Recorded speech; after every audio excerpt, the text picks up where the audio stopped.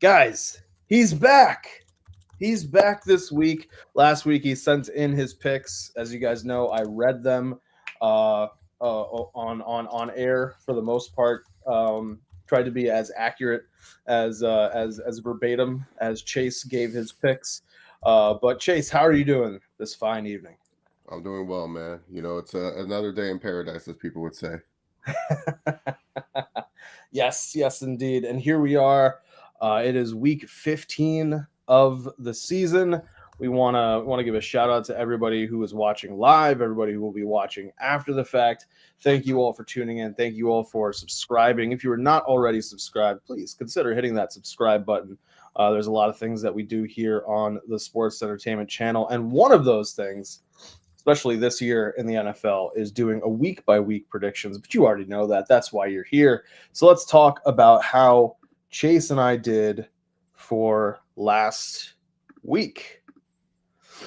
Chase stumbled a little bit in those afternoon games and those evening games. Hey, man. Hey, all my picks were looking. The Chargers had a chance. The Cowboys definitely had a chance. Definitely. Absolutely. I was not too far off on those two games. The Rams, all right, let's be real. They almost choked that game. The Bears is where we were both wrong. So the afternoon and evening games, I'm gonna say there was a great chance. And I was so correct that Bengals defense, they were trying their best to give away that game. Joe Burrow, another spectacular performance from him. Jamar Chase, another spectacular performance from him. And that Bengals defense was like, nah, man, let's make it harder on you, Joey B. If you were somebody who was relying on Burrow and or Chase to either get in the playoffs, the fantasy playoffs, or stay in the fantasy playoffs, there's nothing more that you could have liked than seeing that 40-yard touchdown pass to Jamar Chase, pretty much basically as time expired, for lack of better terms, for in that game. Can you imagine if that was the last people you had to face Monday night? That's like the last two I want to see. That was the Dynasty League that you and I are in. And I had to overcome, I think it was a 35 or 40 point deficit in order to stay in the playoffs. And I think he just had Rico Dowdle, and I had Burrow, Chase Brown, and Jake Ferguson. And that last minute touchdown to Chase was what secured the win. Because for a while there, Rico Dowdle was looking like he was doing what he was needed to do, both as a real life running back and as a fantasy running back, for where he more than likely was drafted. Most people probably actually got him rather late, so he was overachieving. I think it was like 13 or 14 points in PPR, full PPR. But we have our full week by week breakdown. Chase is going to be looking to bounce back. Can't have a 50-50. Can't be going 50-50 like that, man. Come on. We're gonna work. Those last three were like, you know what it is? The Bears. How do you fuck up or mess up, I should say? How do you mess up the free interim head coach bounce?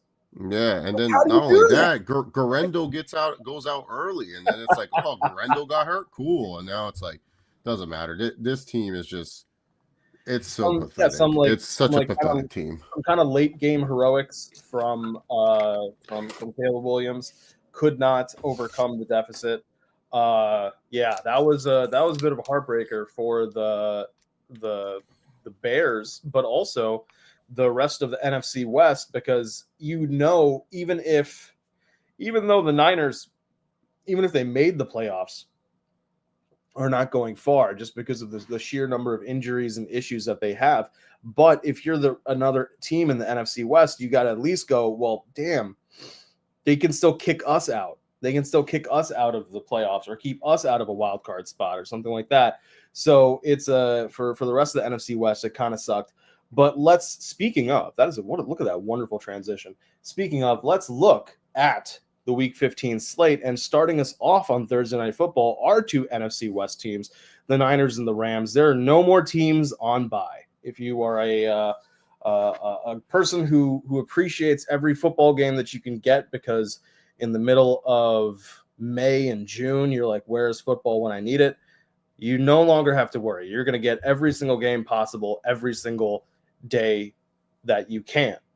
And starting us off with this Thursday night game, this is a big game for the Rams, not so much for the Niners, but the Niners, like I was alluding to, have the ability to play spoiler. The Rams, though, I sort of don't know what to make of this team, because they have these moments where they just completely go in the tank and Stafford looks his age. And you just think to yourself, wow, we are not that far removed from the Rams going on the Super Bowl run. And then all of a sudden, Stafford completes pass to Puka Nacua, 14 yards.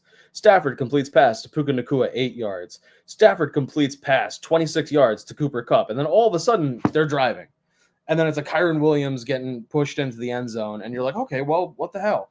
So it is a weird situation for the Rams. This is another team that I don't think they would really go far at all if they made it into the playoffs. But on a week-to-week basis, can they go into San Fran and beat up on a Niners team that is hurting?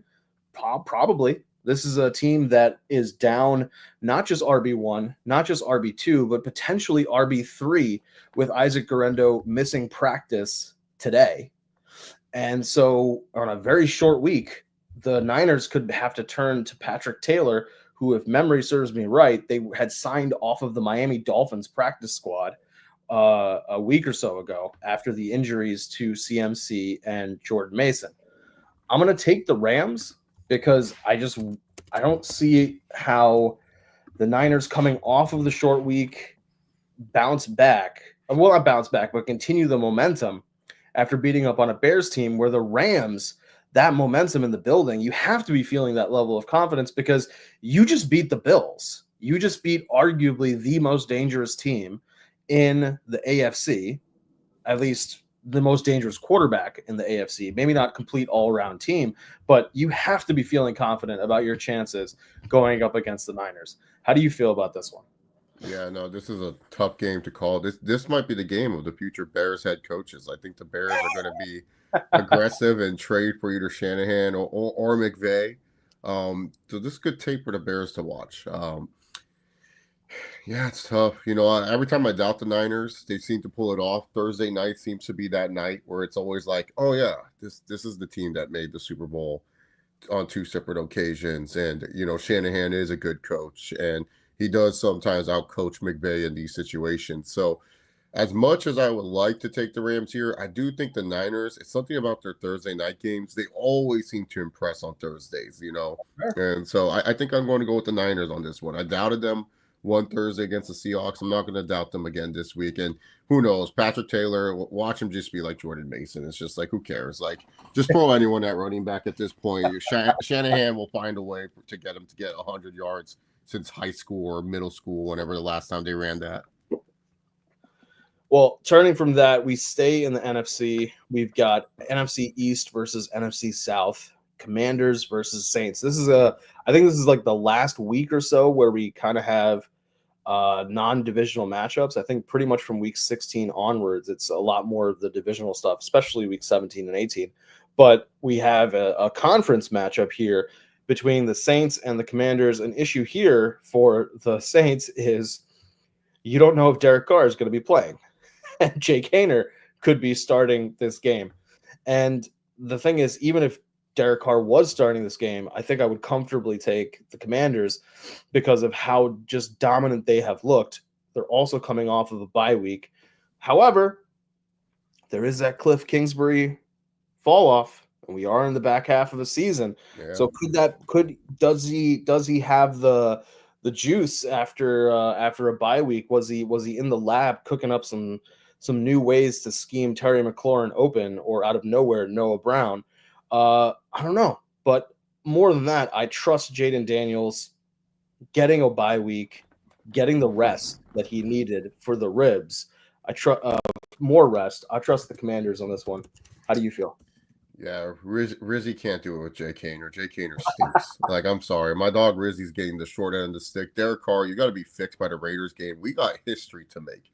I need you to lose to all 32 teams in the NFL, buddy. That's their claim to fame. Jameis' claim to fame is the 30 for 30 season. I need it. We're in the history books. Dad, who lost to all 32 teams in the NFL? Well, it was one Derek Carr. But yeah, the Commanders are winning this game. Much better team overall. Sure, maybe the Kingsbury fall off will happen, but a low scoring affair for the Commanders is fine. That's enough to beat the Saints. Like the Saints Yeah. aren't scoring. They're not scoring more than 14 points. What happened? Week 1, 2, best offense in the NFL, 42 points apiece. What Now, happens to Saints I love. yeah, now they're dead. It's terrible. But a team that is trying their damnedest to score points, and their defense seems to be trying their damnedest to throw games away, is the Cincinnati Bengals. But for once, Joe Burrow's willpower was enough to triumph over the Bengals defense. I guess maybe the Bengals special teams didn't get the memo from the Bengals defense that they're supposed to be throwing games, because we saw the ending of that. I thought it was a good game, even despite how back and just kind of stonewalling it was points wise. Game on Monday Night Football between the Bengals and the Cowboys, where a muffed punt at the 2-minute warning is enough to give the Bengals the life they needed to get the win. Meanwhile, you have the Titans, Chase's boy Will Levis, Yeah, dude. putting up a show. The greatest, not the greatest show on turf, but the greatest entertainment on turf. Yeah. With this past week losing to the Jaguars of all teams. I think that's another one we got wrong. Actually, now that I think about it. No, dude. Freaking Calvin Ridley sold that game. We gotta check the FanDuel account. Is Ridley betting again? Because he didn't even try in that game. He was like, my unders are looking nice. Westbrook Akine, after putting up touchdown after touchdown, a bunch of people probably bet anytime touchdown for him. I know I did, and got hosed on that one. But this one is, I mean, if it's basically like if you are the number one quarterback in the league when it comes to yardage, touchdowns, not throwing picks, and you have the number one wide receiver in yards, I'm not going to pick against you until. Whoa. Herbert leads the league in not throwing interceptions. He only has one, buddy. Okay, first off, that's if you don't throw the ball, you don't have that problem. Oh, which is the Harbaugh. Do you know the one team that he's thrown an interception to this season, Herbert? It's a really hard one. I swear to God, if it's the Chiefs. No, it's not the Chiefs. It's actually the most random team, the Panthers. Oh, get Herbert out of the top 10. Week 2 against the Panthers, he tried to force a ball. Where was Lad McConkey when he needed him? He was still growing into form. He was becoming the lad that we know and love. Yeah, the Bengals, they can't mess around with the Titans because that defense is still kind of scrappy. Yes. I know a lot of people like to say it's false numbers, but I always like to argue that Will Levis's turnovers give the Titans defense such short fields, so they don't really have a chance to keep their opponents pinned deep. So this is actually going to be a very interesting game. I think this is the Will Levis fake good game where he has tremendous stats. Remember when Will Levis had 4 touchdowns, 0 interceptions last year, and everyone's like, future of the franchise. I think that will be this Will Levis game, especially against this porous Cincinnati defense. But in the end, the Bengals will win. They should win this football game. But should win for the Bengals is not always a guarantee this year with this defense. It's not the offense that's the problem with the Bengals. The offense has greatly improved from the first 4 weeks. It's actually one of the best offenses right now in the NFL. It's just that defense. It's horrendous, and they have great players. It's not like this defense has terrible players. They have Hendrickson, who's one of the sack leaders in the NFL. They have Jermaine Pratt, who ranks as one of the best coverage linebackers in the NFL. They have great players. They just don't do shit. Yeah, they just. I was rewatching the pregame speech, or I think it was the halftime speech. I forget which one, but from Any Given Sunday, and Pacino's line of either we win as a team or we die as individuals, and that kind of feels a lot like this Bengals defense, where it's like they are doing great work individually, Mm-hmm. but for some reason it does not work together, and I don't know what exactly is the solution there. I mean, obviously there's probably going to be a change at defensive coordinator, but I'm saying generally speaking, I'm not sure what it is that's going to be the thing that turns them around. But I don't think it's going to happen this season. So you're saying, Yeah, Bengals are gonna win, but Will Levis will have one of his fake good games where everyone's like, "Oh yeah, dude, I told you Levis was a guy. Why would we move on for him? so Shador, you, all these other so guys, Levis." and so Tankathon right now has at the 6th pick the Titans taking Tet McMillan. Imagine Tet McMillan having to catch passes from Will Levis. I mean, he's been catching passes from his high school quarterback Noah Fafita. I think it's the same thing but taller. He's a taller quarterback. He's not a midget. But let's turn from AFC match to another AFC match.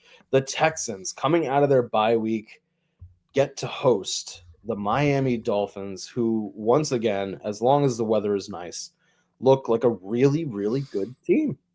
Imagine that. Mm-hmm. Tyreek Hill kind of back to form. Jalen Waddle all of a sudden showing back up. Devin Achane getting involved. Everybody seems to be doing their thing. And even in a situation, we had this happen in one of the dynasty leagues that I'm in.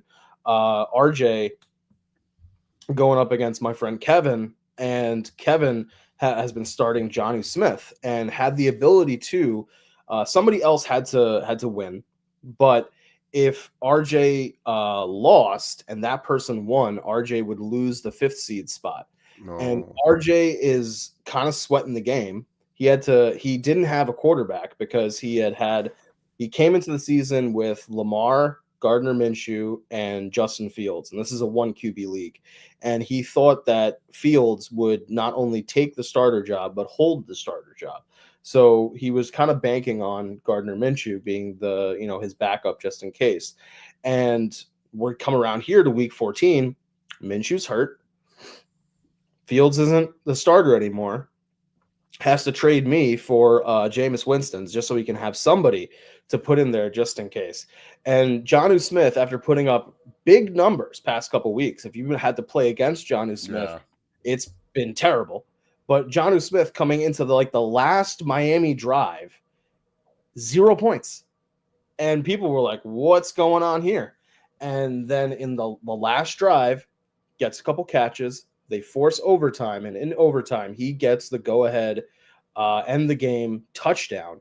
And Jonnu Smith, quite literally, in 2 drives, went from 0 points to 11.9 in half PPR. And that's the reason why RJ loses the game. Now, luckily for him, the person that needed to win their game did not win their game. And because they got bounced out of the playoffs, RJ was able to keep his seeding spot at the bottom of the playoffs. RJ's in, he was celebrating.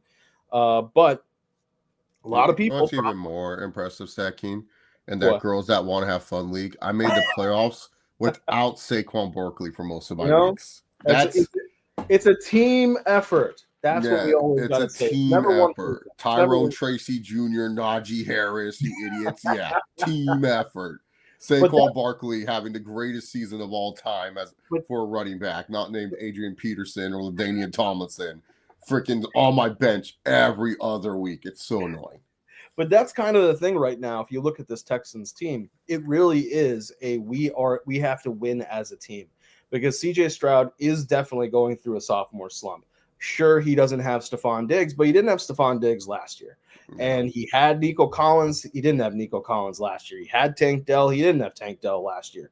So the idea that not having Stephon Diggs should be the cause for this sophomore slump, I don't know. That doesn't really hold water with me. However, like I said, it's a sum of the parts, and Joe Mixon has been the guy to keep a lot of the Texans' season hopes and playoff hopes alive. And the question here is going to be, can this Dolphins defense, which is not ranked that highly, can they slow down Joe Mixon? Can they do it? On the flip side, you have the Dolphins firing on all cylinders now. I really want to take the Dolphins in this one. Can you talk me out of taking the Dolphins in this game?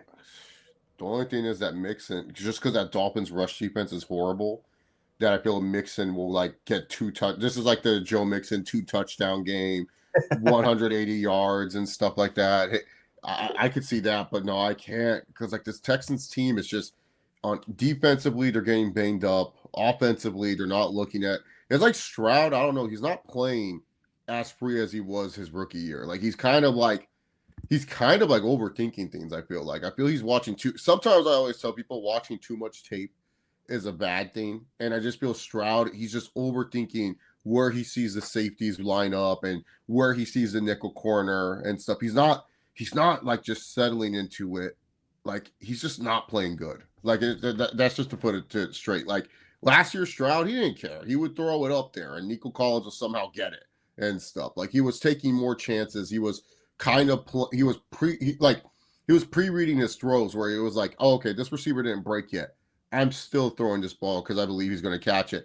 Now it's just like he's so afraid to throw certain balls. Like I don't know what is going on with Stroud, but I think he's just overthinking what he's doing at the QB position. But Miami's just been looking good, and it's just up to the defense. Can they slow down Joe Mixon? They slow down Joe Mixon, they're probably winning this football game because their offense is back, minus like Tyreek Hill. Like there hasn't been Tyreek Hill, and I think if you're going into the playoffs with Tyreek Hill on your roster, you're hoping that this is the vintage. Oh, Tyreek Hill is back game, but the Texans, they do have some sticky corners.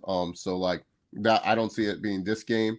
But I do like the Dolphins more than the Texans in this situation. I'm with you on the Dolphins because the Texans is just more of like, for them, it's just like it's just not clicking right now, and it's like the worst time for them to be at this situation, but it's just not clicking.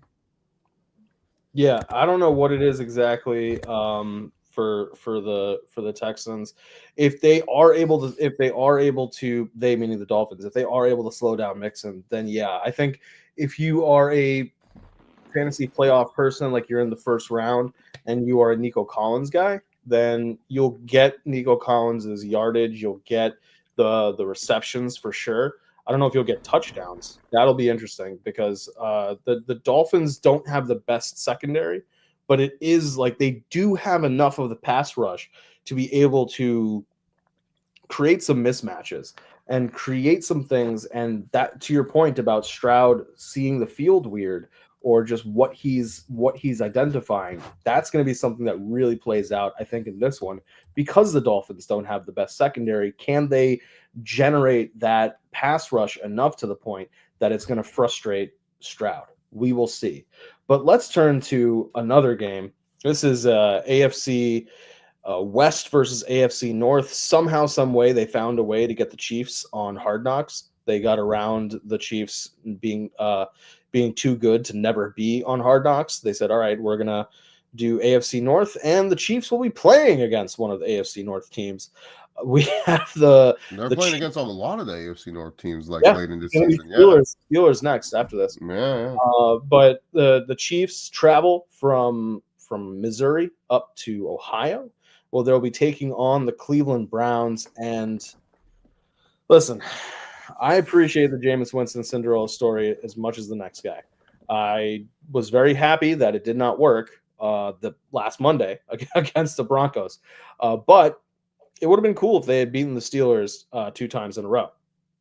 However, they did not. And the Browns are now coming off of 2 losses. The question is going to be, can they slow down this historically terrible Chiefs offense? But in the Chiefs' defense, in the Chiefs' favor, they got that guy. They got Isaiah Pacheco back. And he's looking all right. He's not looking like super 100% back, but they don't need him to be back now. They need him to be back in week 19, 20, 21, and all that sort of stuff. They need him back for the playoffs. And these are just basically your game reps to get back up to speed. I don't know. Devil Magic is what it is. I think it's Death, Taxes, and Chiefs right now, which is really annoying. Yeah, Chiefs are gonna win. There's no point. Why bother? Why bother? But let's turn to another one. This is NFC. We're back in the NFC.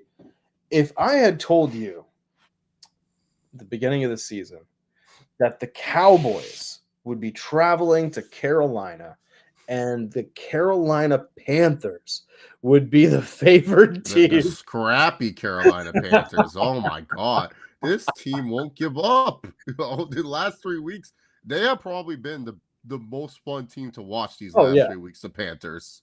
you just Who would have said that? I honestly, a part of me wishes that Xavier Legette had been mic'd up just for when he dropped that touchdown, because just to hear like the string of country that he Yeah, would have been saying would have just brightened my day. I think it would have brightened America's day, and that's all I'm really asking for. That's what football's for, isn't it? But the Panthers, to your point, have been fighting and clawing and scratching, and it has not worked out for them all the time. But they have come dangerously close. And here they get to go up against a team that is reeling, is frustrated. You know, before Monday Night Football, the commentary was talking about sideline interviewers and all that. We're talking about how there was a bit of a change in the air with the Cowboys. With now, you got a couple wins under your belt. You're starting to get that confidence back. This, that, and the third, and then you have that game against the Bengals. Really, just you can encapsulate it with Micah Parsons' reaction when the muff punt happens. And it's kind of sad. Like I kind of feel bad. Like I feel bad for the Cowboys as individuals. Like the individual players, I feel terrible for. Like that CeeDee Lamb hates this. That Micah Parsons hates. mm-hmm. That Rico Dowdle is absolutely 100% glad that he is having the opportunity to be a starting running back in the league. He just wishes that the team was doing better because it would mean better job security for him. What if during the offseason, Jerry Jones says to himself, the reason why we didn't do that great is because of Rico Dowdle. I'm going to make sure I get Ashton Jonty. Well, I mean, Rico Dowdle's doing not bad to actually kind of good for the Cowboys. So, like, you can imagine a lot of those people are concerned, not just for their long-term future, but they're friends with everyone there. You could see it in Micah Parsons' eyes when he was doing the post-game interview. And man, I kind of want to pick the Cowboys here, but I'm going to take the Panthers. It feels really weird to say that because it's just been easy to pick against the Panthers. But the thing is that the Panthers' scrappiness, it has to work out at some point. And the problem was that they were playing really good teams before. Like they were playing the Eagles, the Bengals. Even if we want to say the Bengals defense is bad, the Bengals offense is so damn good that it's going to overcome a lot of what the Bengals defense is going to put up. Here, this is a situation where the Cowboys don't really have much of anything outside of Micah Parsons, outside of CeeDee Lamb. Yes, Brandon Cooks is back and catching a touchdown, but it doesn't feel consistent enough. And the Panthers, on the other hand, are at the very least showing consistency when it comes to that scrappy nature. Yeah, Bryce Young has been looking really, really good. Like the Bryce Young that they thought was the number one overall pick. Canales seems like he's getting his footing as a head coach in the NFL. Like the players like to play for him. Maybe Deontay Johnson was just a problem. They were just like, this guy's too much of a head case. We got to get rid of him and stuff. And then, Thielen, he's a good calming presence. He has that dad energy. It's helping Bryce Young feel a little bit better. Bro, letting the young kids. Thielen has been bailing out Bryce on some of those throws. And yeah. You can just tell, but you can tell like Thielen will make the catch. When he gets back to the huddle, he's like, all right, this is what you got to do slightly differently. And Bryce is like, all right, man, I got you. Yeah, but Bryce has been playing really well. And the Cowboys, it's just, this is like really like the season for hell for them. They really had high aspirations that, they could be a team to make the playoffs, make a run in the playoffs this year. Just no chance. And really, to be honest, it's another wasted year for them. Panthers are going to win this football game. Will the Cowboys make it interesting? Yeah, but yeah, I can't believe the Panthers are favorite. That's hilarious. That's hilarious. Just like the Jets being favorite, that is fucking ridiculous. They should not be favorite whatsoever. Whoa, come on. It's still Mac Jones. He barely beat the Titans. But Yeah, and the let's Jets are barely going to fucking win this game. let's turn to this one. You've got Aaron Rodgers turning, if I could turn back time, as the song says, but he did seem to turn back time, getting his first 300-yard game for the first since 2021, I think it was. But man, he looked kind of vintage. There were some vintage Aaron Rodgers throws there, a little bit out of the pocket, a little bit movement here and there, throwing on the run. It's not always been his repertoire. He has been predominantly a pocket passer, but that ability to run and get outside of the pocket has been in his arsenal, and he was able to do it pretty well. So the question here is sustainability.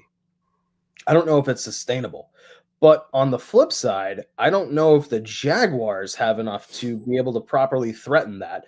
And it's kind of a good, I don't want to say get right game for the Jets, but if you are going up against Mac Jones, who you got to see a lot of in New England when he was there, do you really feel that threatened by him? I mean, yes, you got to find a way to shut down Brian Thomas Jr., who I blinked and suddenly had like 4 catches in a row for like a couple of yards. Each one was like 8 yards, 7 yards, whatever. But like I blinked and I was looking at his score in fantasy, and I was like, this is ridiculous.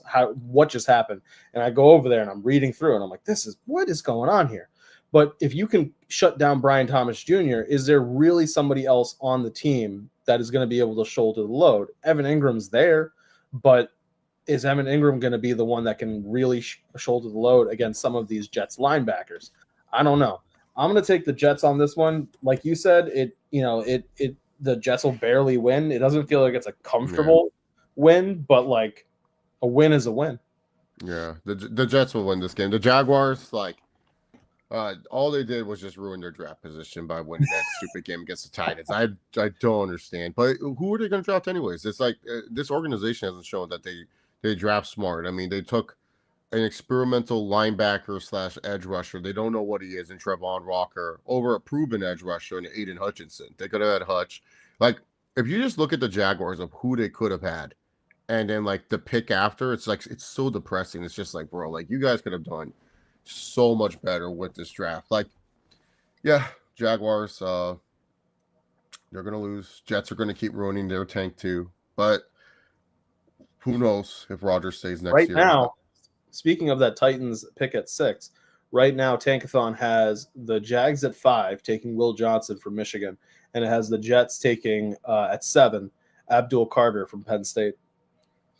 Yeah, I don't see the Jaguars being smart taking Will Johnson. They're going to take some random ass corner, and then we're going to be like, oh, well, Will Johnson was right there. And then Will Johnson will get drafted 2 picks later. And it's like, yeah, they should have just taken Will Johnson. I mean, they took Trevon Walker. They didn't know position when this guy was going to play. And then most of their other draft picks that they've chosen, they either traded away or got rid of before they have to sign them to the next big deal. The only first-round pick that they kept, that they signed to a big deal recently, was Trevor Lawrence. Yeah. Everyone else, I don't like when people go, oh, well, they have Brian Thomas. Like, that's a great pick.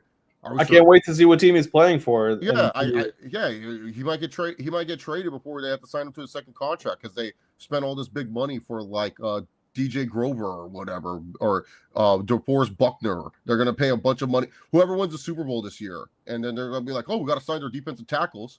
That's what the Jaguars do. They just take players that do well in the playoffs and think, oh, well, has to be that they're great key contributors, overpay them, and they don't pay their own draft picks that could actually develop and do well. They gave away Jalen Ramsey at his fucking prime. Jalen Ramsey was the lockdown number 1 corner in the league, and said, let's trade him. Who did they draft with these Jalen Ramsey picks that is still worth a damn on this team? You are not about to tell me, sir, that Tony Khan is not good at managing things. Okay, apparently he is. Yeah, fucking genius. No, I who did they draft with these Jalen Ramsey picks? I want to know. I'm pulling it up. I want to know because it's ridiculous. So let's see. It was 2020. NFL draft. Because they got 2 firsts out of it. They got a 2020 in first, 2020 first, and a 2021 first. So let's see. Let's do a little digging here. The 2021 first, that's their second first. That had to be ETN. So this is in 2020 with the 20th pick. They took Clavon Chason, defensive end from LSU. And now remember, that was 4 years ago. He is now a linebacker for the Las Vegas Raiders. Oh. Wow. And did they release him or did they trade him? Let's see. They probably released him. They declined the 5th-year option, making him a free agent in 2024.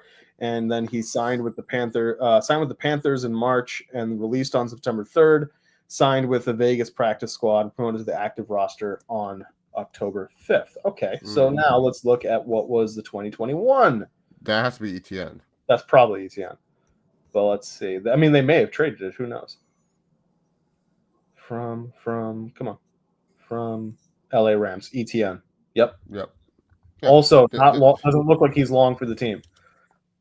Yeah, like I'm sorry, like this Jaguars team does not know how to draft. Like we can go through the list of their first round picks of like what could have been this team. All right, what could have been like the team that they have. All right, so Brian Thomas Jr. last year. Okay, fine, he's a good rookie. Anton Harrison. What the fuck has this guy done? Not a good tackle. Devin Lloyd had a good rookie year. Nothing much sense. Trevon Walker has not done shit. ETN. Promising first 2 years, nothing. Trevor Lawrence, we all know what he is. Chason, as we mentioned. CJ Henderson in that same draft. Not even on the team. Got traded away. Josh Hines Allen. Oh, okay, finally. I got another guy besides Lawrence that they've kept. Been good. Tavon Bryan. I don't even know who this guy is. Why is he on the team? Leonard Fournette, Jalen Ramsey, Dante Fowler, Blake Bortles. Like, just, John, from 2012 to 2017, they were picking in the top 5. They chose Justin Blackman, Luke Jokel, Blake Bortles, Dante Fowler, Jalen Ramsey, and Leonard Fournette. I mean, yeah. I'm trying to because so they also got a 2021 fourth. I'm trying to figure out what ended up happening to that pick. I think it got traded around, but I doubt they got anything really of value out of it. But you guys can tell that we are sort of trying to avoid talking about the next game. But I think it's pretty easy. I mean, this is the only team that beat Lamar. The NFC killer Lamar is the Giants. Maybe DeVito.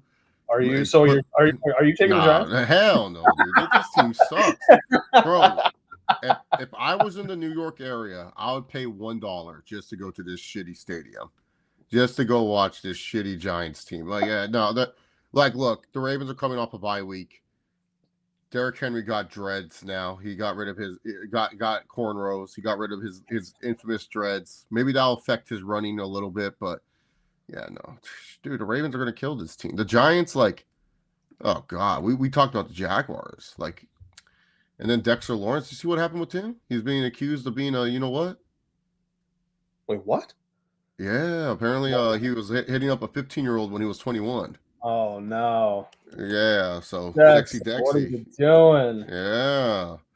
What are you doing? ED Dexy 455, man. Oh, my God, you're right. It's that sexy. Yeah. I mean, even with just allegations, but if that's true, the whole Sexy Dexy nickname, that's not gonna be good. Yeah. Let's talk about a good game. Let's talk about Colts Broncos. Let's talk about Colts Broncos. You got the Broncos. The rivalry renewed. Yeah, the Broncos coming out of a bye week, going up against the Colts, going up against another one of Chase's stable of quarterbacks in Big Tony. And the question here is, can the Broncos stop what little passing, what amounts for passing in the Colts offense? Because if they can do that, then they should be able to stop the run of Jonathan Taylor. And yeah, you might get some Anthony Richardson runs here and there, but if you ultimately can stop that pass, I think you can win this game. I don't know if we're going to get Riley Moss back for this one, By we, I mean we generally, because I don't like to speak of the team as we, because I do not work for the Broncos. I always like to say they or Denver, but Denver is a team that desperately does need Riley Moss back, as we saw with the Jerry Judy torching of Levi Wallace during that Monday Night Football game. That that's With crazy how Brown. bad the league is for passing and receiving yards. That Jerry Judy entering like the last 2 weeks was just like nowhere near it. Now he's in the top five. Well, I to thought be that was fair, a I hold on. thought that was a fake. No, Listen, I thought that was a fake stat. I was like, "There's no way." And then I looked it up. I was like, "He in has that Jerry many?" Judy's defense, he did have like well over 200 yards in one game. No, but I'm saying like that's crazy how the overall league's receiving stats are so down. That Oh Jerry yeah, Judy but, with like, those 2 games yeah, gets into the top five. yeah. All Normally right. at this What I meant point, was in fairness to the rest of the league, he did have 200 yards in one game. Like that's going to vault you up, yeah, and I he know, wasn't but doing most of terrible. the time that his receiving line should not even be closer. It would be like, oh, okay, it makes sense if he got into the top 10, not top five. That's how crazy low passing is in this league right now, or how Well, many teams don't have true number ones. for quarterbacks that got to go up against Denver, I mean, there's a reason why you're not getting great passing yards. But this secondary without Riley Moss, they can be tested because the deep shot is something that Denver has had issues with, and particularly has had issues with when Riley Moss has not been playing. But I feel as though the Broncos have enough to pick up that win, particularly because this is a must win for both of these teams in order to either get into the playoffs if you're the Colts or remain the seventh seed if you are the Broncos. But it's the battle of the horses, and I'm going to take the Broncos in this one. How about you? Yeah, I think the Broncos will win this game. I think the Colts, like, you can only get so by on like relying on Anthony Richardson's athleticism. The Broncos, they're one of the best. I think they lead the league in sacks. They have the most Yeah. sacks in the NFL right now, and they know how to get after the quarterback. And Richardson's clock is already like a short clock when it comes to throwing the football. Now you're going to have to like shorten it a lot more, and then rely on doing like you're not facing the Patriots. You're facing the Broncos and some more disciplined defense. So I just think that I think the Colts like they'll keep it close. They'll keep it scrappy, but I think the Broncos ultimately pull it off. Like, that defense for the Denver Broncos is like a really good defense and can help change the momentum of games for them. So I can see Richardson, fumbling or doing something stupid. Yeah, I don't see. I know they have like I think it's like 47 or something like that sacks Yeah. after Monday after last week, not last week, but week 13. But What a they're defensive battle we're gonna get next Thursday. Chargers and oh, Broncos. listen, man, if that fucking Lad McConkey of yours is still not back, it's gonna be a fun game to watch. Yeah. We're gonna gangland tackles on Stone Smart. He's not going anywhere.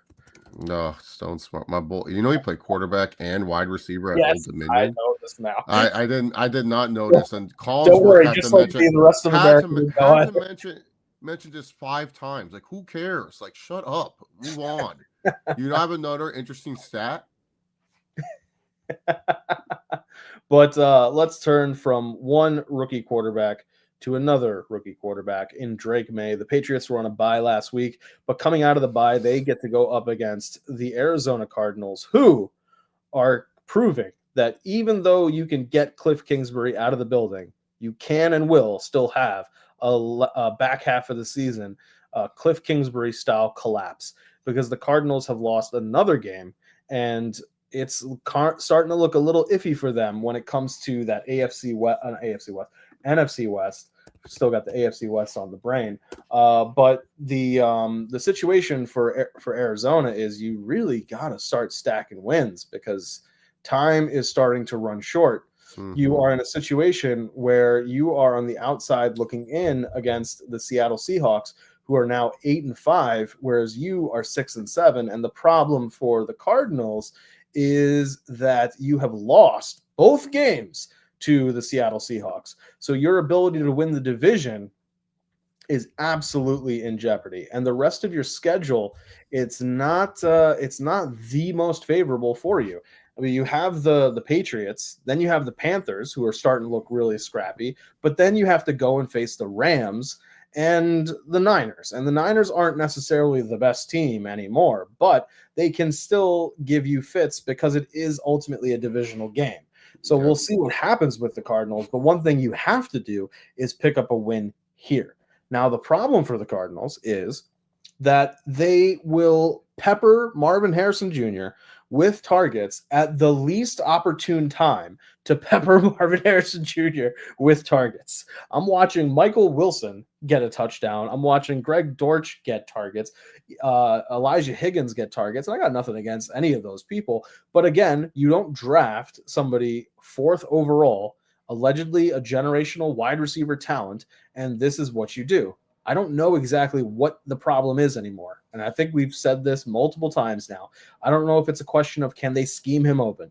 I don't know what the hell exactly is the issue, but there's only so much that James Conner can do. And the problem is that Kyler Murray, as good of a quarterback as he is, or as bad of a quarterback as he is simply doing what he is being asked to do with this offense. And they're just not targeting Marvin Harrison Jr. like that.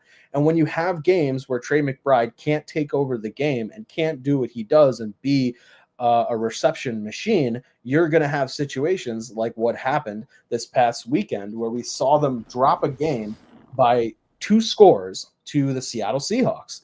And the question is, can the Patriots find a way to pull that off? I don't know, because you had Zach Charbonnet filling in for K9, but doing an amazing job and being an absolutely stud running back and making people wonder, why is this guy RB2 on a team instead of RB1 on a different team? And more importantly, wonder why when K9 is playing, they don't mix it up a little bit more. But you also have a situation where you have to defend against DK Metcalf, Jackson Smith and Jigba, and Noah Fant and AJ Barner. And those last 2 names aren't the greatest, but they're probably better than a lot of the receivers on the Patriots side of things. Yes, you have Hunter Henry, you've got Demario Douglas, you've got people on the Patriots who are good, but you don't have anybody who is as game-breaking as a DK Metcalf or a JSN. I'm going to take the Cardinals on this one, but I'm more than comfortable with the fact that I could easily be proven wrong on this one. How do you feel? Ever since Warzone came out for Call of Duty, Kyler Murray is 0-3. We all thought, oh no, Black Ops 4 is out. No. Kyler Murray doesn't care about the actual Black Ops 4. He cares about Warzone. And since that's come out, one of the leading members of the Chase Oliver quarterback, like if my quarterback stable was a faction in wrestling, Kyler Murray would be the Triple H of it all. You know, Kyler Murray's a Triple H. How are you gonna make the shortest guy the Triple H? He's the Triple H. Don't worry about it. Wait, actually, who is short? Him or Bryce? Bryce is. Now I gotta find this out. Kyler Murray's more jacked, but Kyler Murray is the Triple H. Bryce Young is the Randy Orton. Will Levis is the Mark Jindrak. You know, he was supposed to be an evolution. They kicked him out. And Big Tony's the Batista. We don't have a Ric Flair yet. They're the same height. They're both 5'10". Kyler Murray's he's more jacked. Bryce Young looks like a middle schooler. He's like 3 pounds heavier. No. Kyler Murray's jacked. Have you seen it? No, I'm not saying like from a pure weight standpoint. He's probably like from a muscle density. No, Bryce Young lies about his weight. There's no way. What is it? What is Bryce Young's? So it says 207 for Kyler and 204 for Bryce. I refuse to believe that. Bryce Young is 185 pounds. I am that is the coach lying on the little stat thing to say that he's 200 pounds. Like, no. Wait a minute. Okay, so hold on. So you said Kyler is Hunter. Yeah. Bryce, you said, is Randy. Yeah. Levis is Jindrak.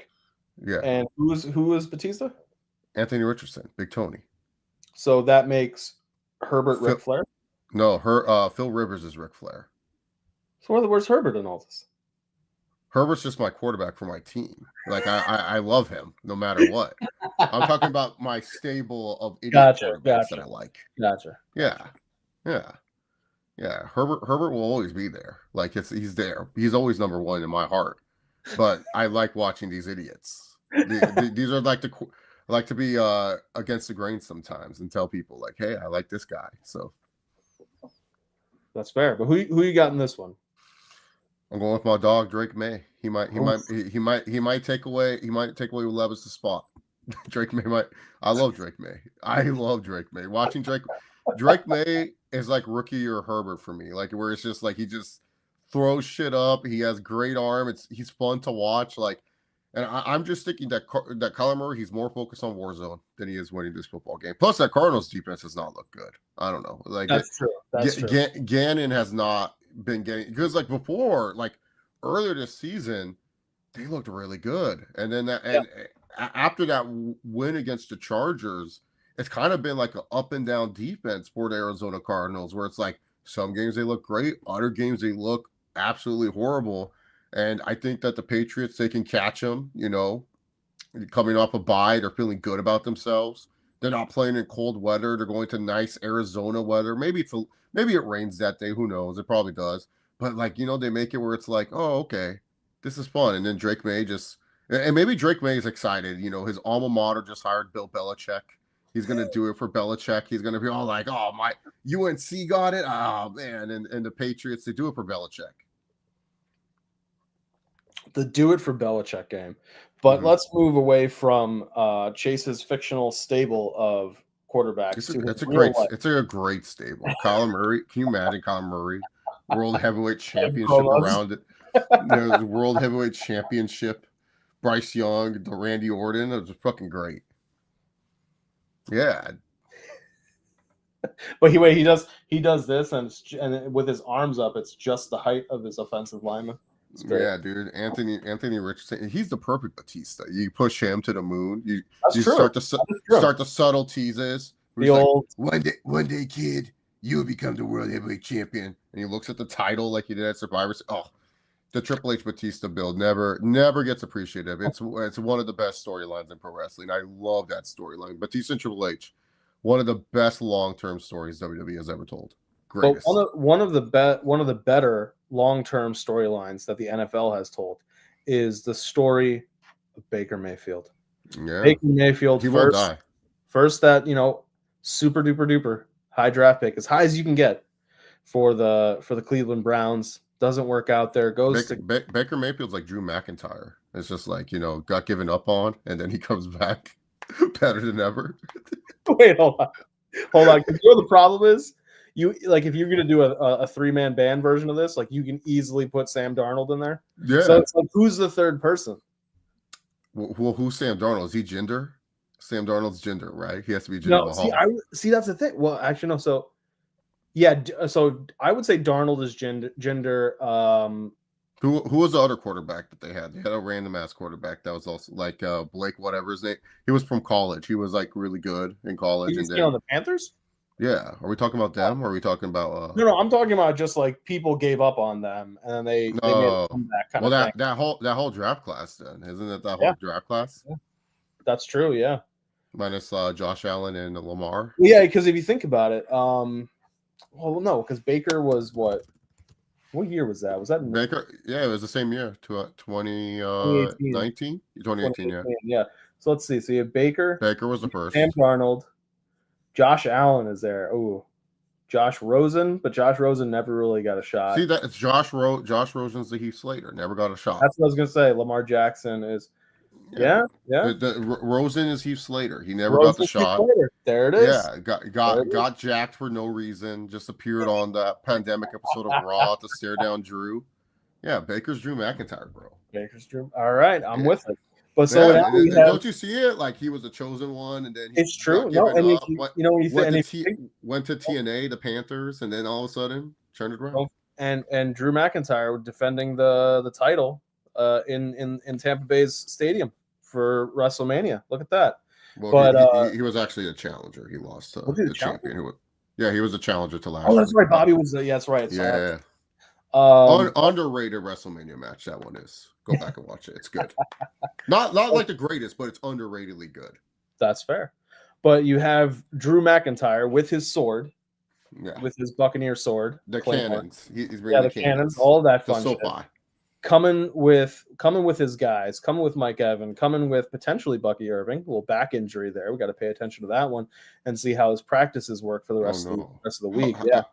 How's my favorite Instagram account, Bucky Irving, number one fan gonna survive? I love that account. It's this random fuck. He literally just puts Bucky Irving in every meme, and it's like the funniest scene ever. It's just like, dude, this guy is such a genius. I might do it for like a random other running back. Like I'm gonna try to find a running back with like a cool name. Maybe Ollie Gordon will be my guy. No, come on, do it with Ladd McConkey.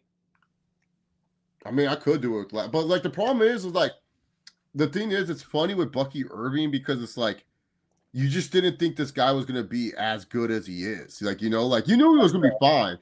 But I don't think but I mean, no, I don't think a lot of people thought Ladd McConkey was going to be as good as he is. No, a lot of teams were high on Ladd. The only reason why Ladd, because keep in mind, this NFL draft was one of the weirdest drafts of all time last year. Like it was super quarterback heavy. We didn't get a defensive pick until pick 14 or whatever.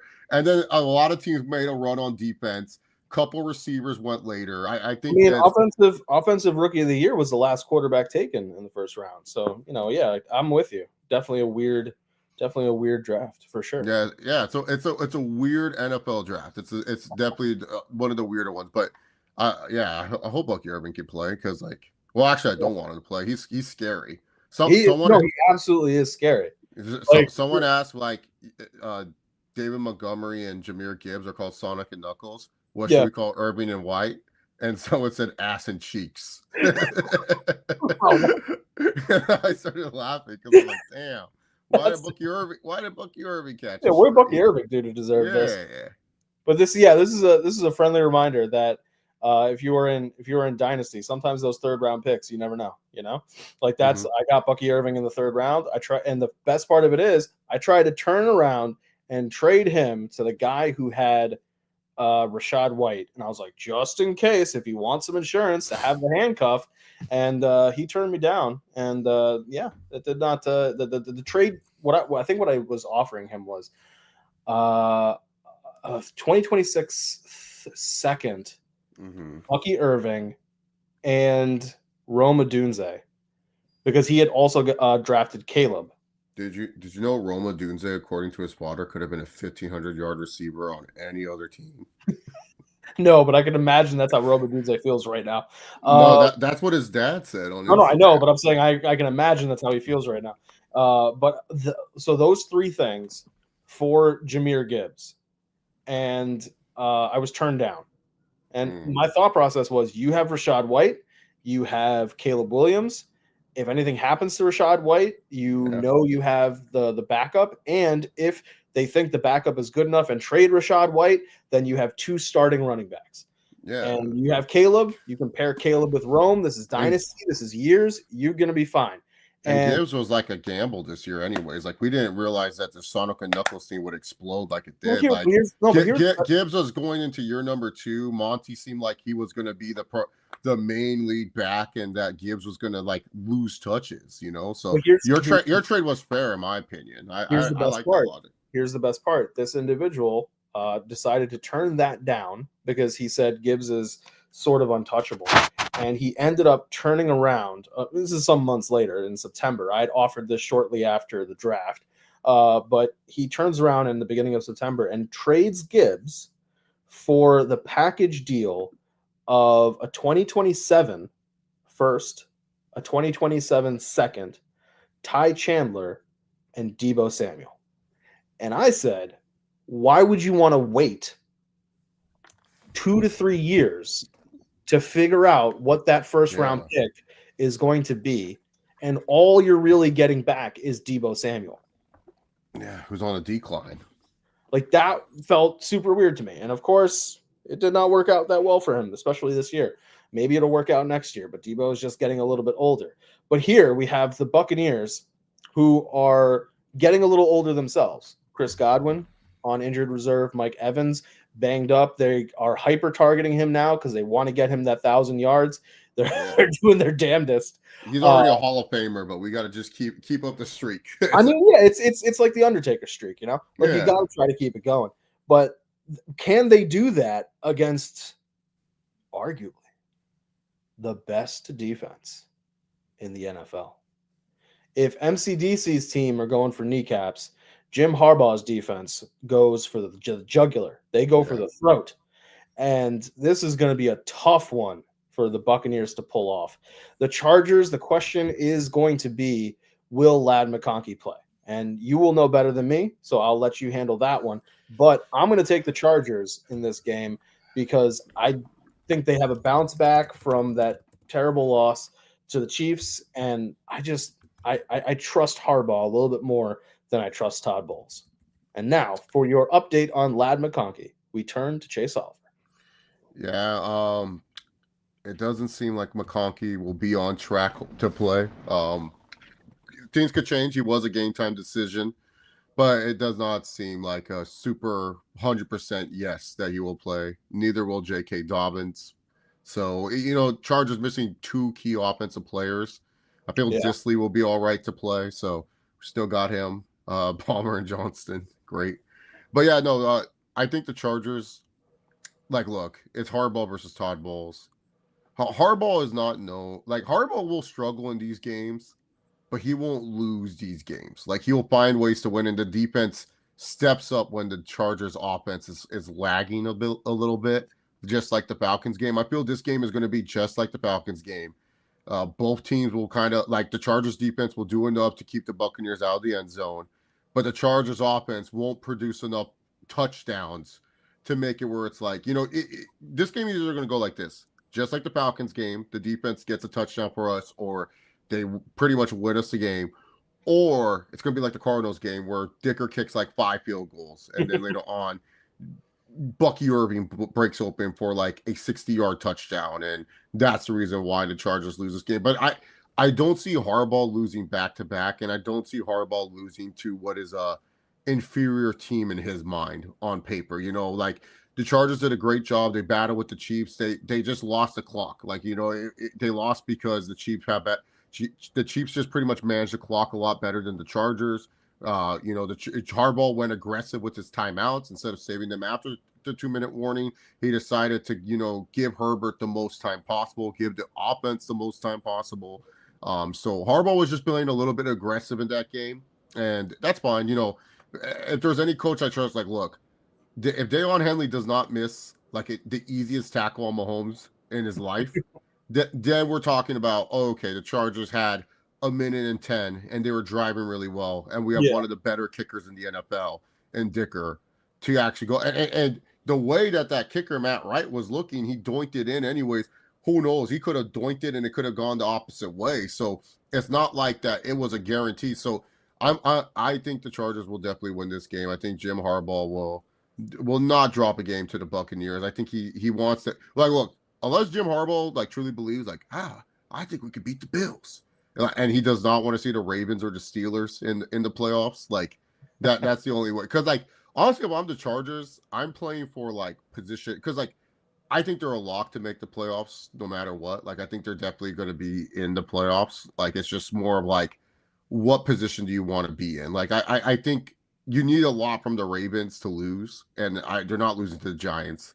They have a couple of tough games coming up in these last few weeks, but you have to win all your games, but your games are not really that easy. So it's not going to be an easy road to you winning all your games. I mean, after the Broncos, yeah, it's just the Patriots and the Raiders. So, but you got to really be smart about it, because if you know you're going to be in a, say, for example, if we lose to y'all Thursday night, and then you guys take the AFC North, you guys take the 5th seed from us, I'm sure Jim Harbaugh is totally fine.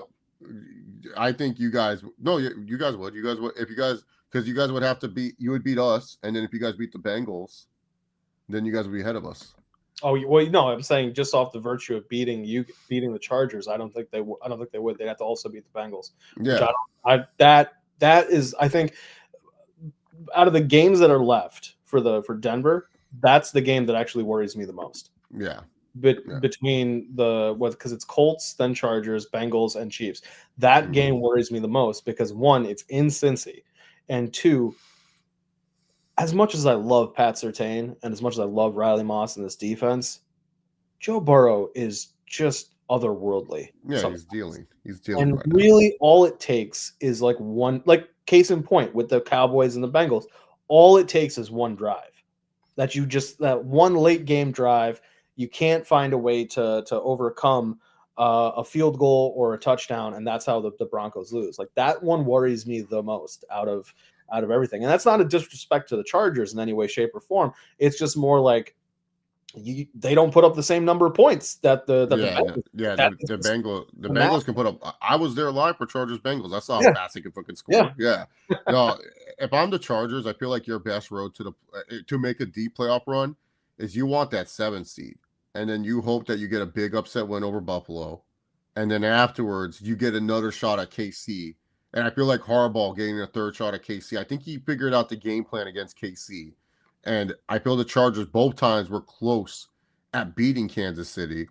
And then hopefully in the AFC Championship, you don't face any of that. They're not beating any of the AFC North teams. The Steelers and the Ravens will kick our asses. Like that's just how it is. Like, it's just one of those teams. We don't have the talent to match up with them and stuff. Like I think we could beat the Steelers like in a close game, but the Ravens, no shot. Like that Monday night game.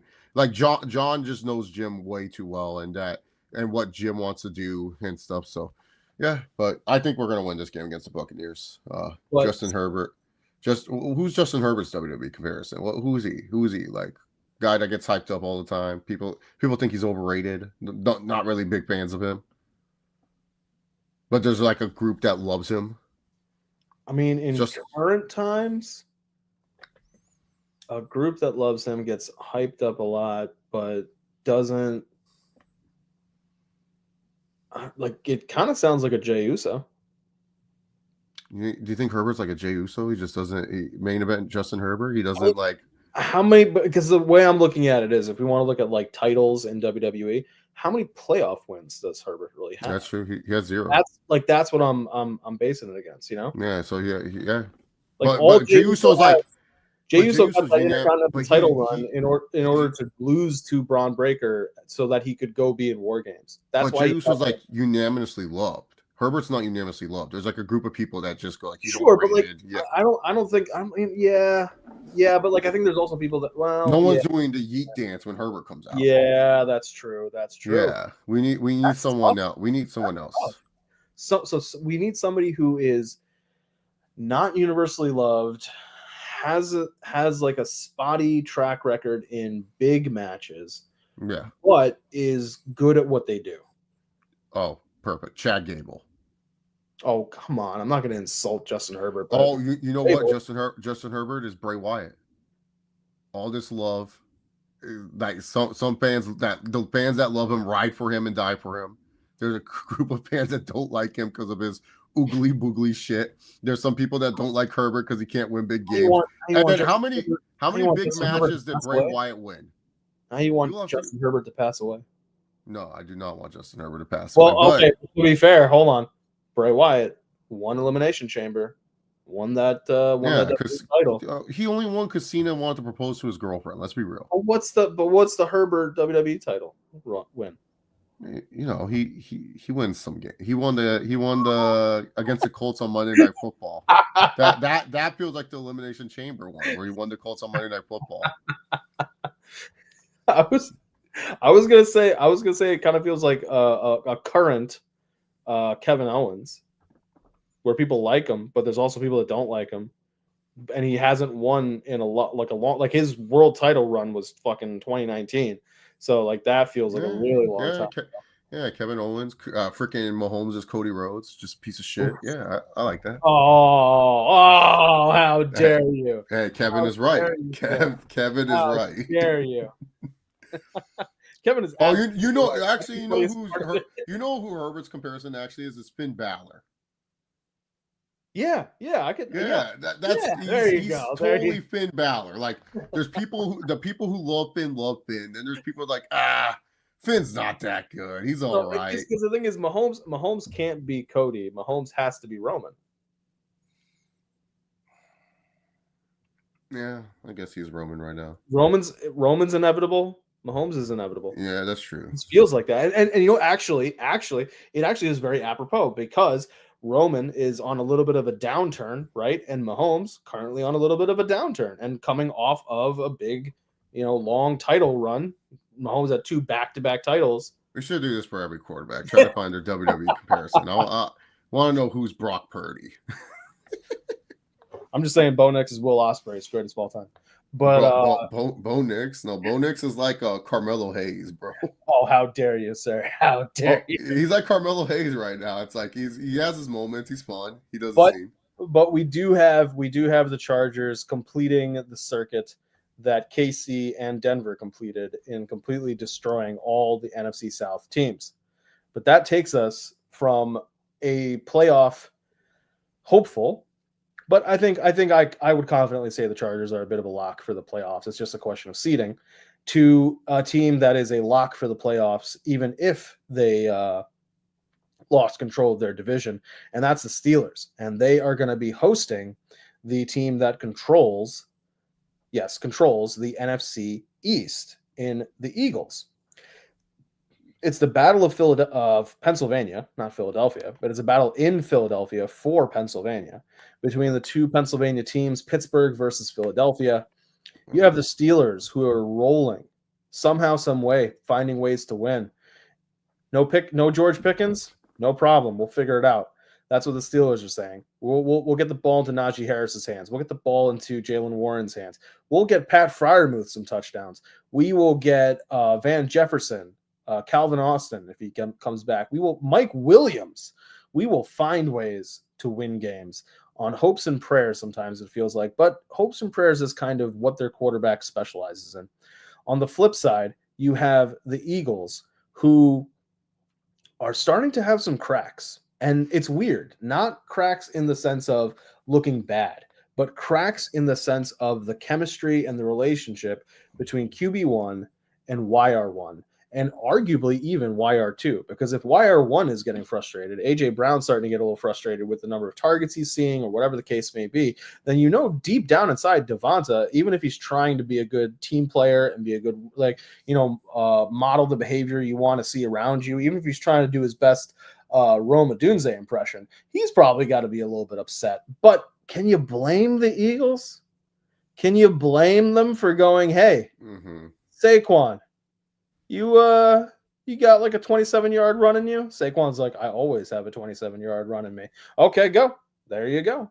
And Saquon has destroyed the single-season rushing record for the Eagles, took Shady McCoy's record, and there's still 2 games left in what would be 3 games left, in what would be a regular season before the expansion of the game to an 18-week season. So there's still time for him. Like, I think now the question is, can he potentially break the single season rushing record? Now, he would need a lot of yardage for the rest of the year. I think it's something in the realm of like 600 yards or something like that. It's a little over. He needs to average 150 yards a game. But when you look at some of the teams that he has to go against, like if he does bad in this game, he has a pretty good shot to do it. Yeah, and I mean, last week his over-under line started at 113 and a half yards. He did get 126. Like, it wasn't the insane 255 that he had against the Giants. But for the Eagles, I mean, they say a lot of times in when you have a running back by committee, they ride the hot hand. And for the Eagles, it feels as though the entire offense is just like, let's just ride the hot hand. And I can't blame Nick Sirianni, because it takes a lot of decision making out of Nick Sirianni's hands. He doesn't have to worry about a lot. He just goes, hey, get the ball to Saquon. And if Saquon doesn't get into the end zone, he's going to get tackled right at the end zone. And then we just push Jalen in. All right, defense, you're up. Like, it's a pretty simple formula for success. And it's worked out dividends. The question is going to be, can they stop Alex Highsmith? Can they stop TJ Watt? When they do need to throw the ball, can they get the ball into AJ Brown's hands when Joey Porter Jr. is coming after him? Those are the questions that are going to have to be answered for this week. I understand why the Eagles are favored. They are rolling, what is it, like 9 and some ridiculous number at this point, like a ridiculous number of wins, but are in a row that they've had. But you're going up against a Steelers team that Mike Tomlin doesn't like losing seasons, and I think at this point it's impossible for him to have one this year. But he doesn't really like 500 seasons either, even though he gets them from time to time. But this one feels like the most toss-up game that we've talked about until we get to the next game. But I'm gonna take the Eagles.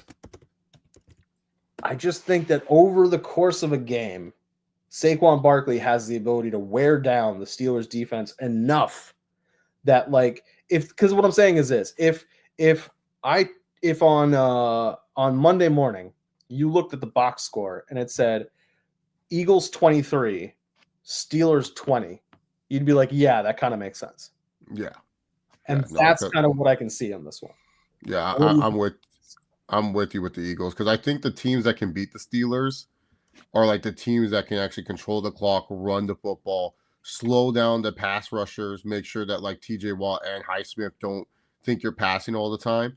And I get it. AJ Brown's frustrated. Like this is what it's like playing with Jalen Hurts. And it was like this when he was at Alabama, where Hurts, he's a fine quarterback. I'm not saying Hurts is bad or anything like that, but the problem with Hurts is he's inconsistent throwing the football. So it's not just the play calling that's probably frustrating AJ Brown. It may be Devonta Smith. It's the way that Jalen Hurts throws the football is very, very frustrating, and that it's not consistent. And when you're a receiver, especially if you have a tight ball with the quarterback, you want consistent balls. Like there's been plenty of times where I've said Jalen Hurts probably cost the Eagles more games than he's won them.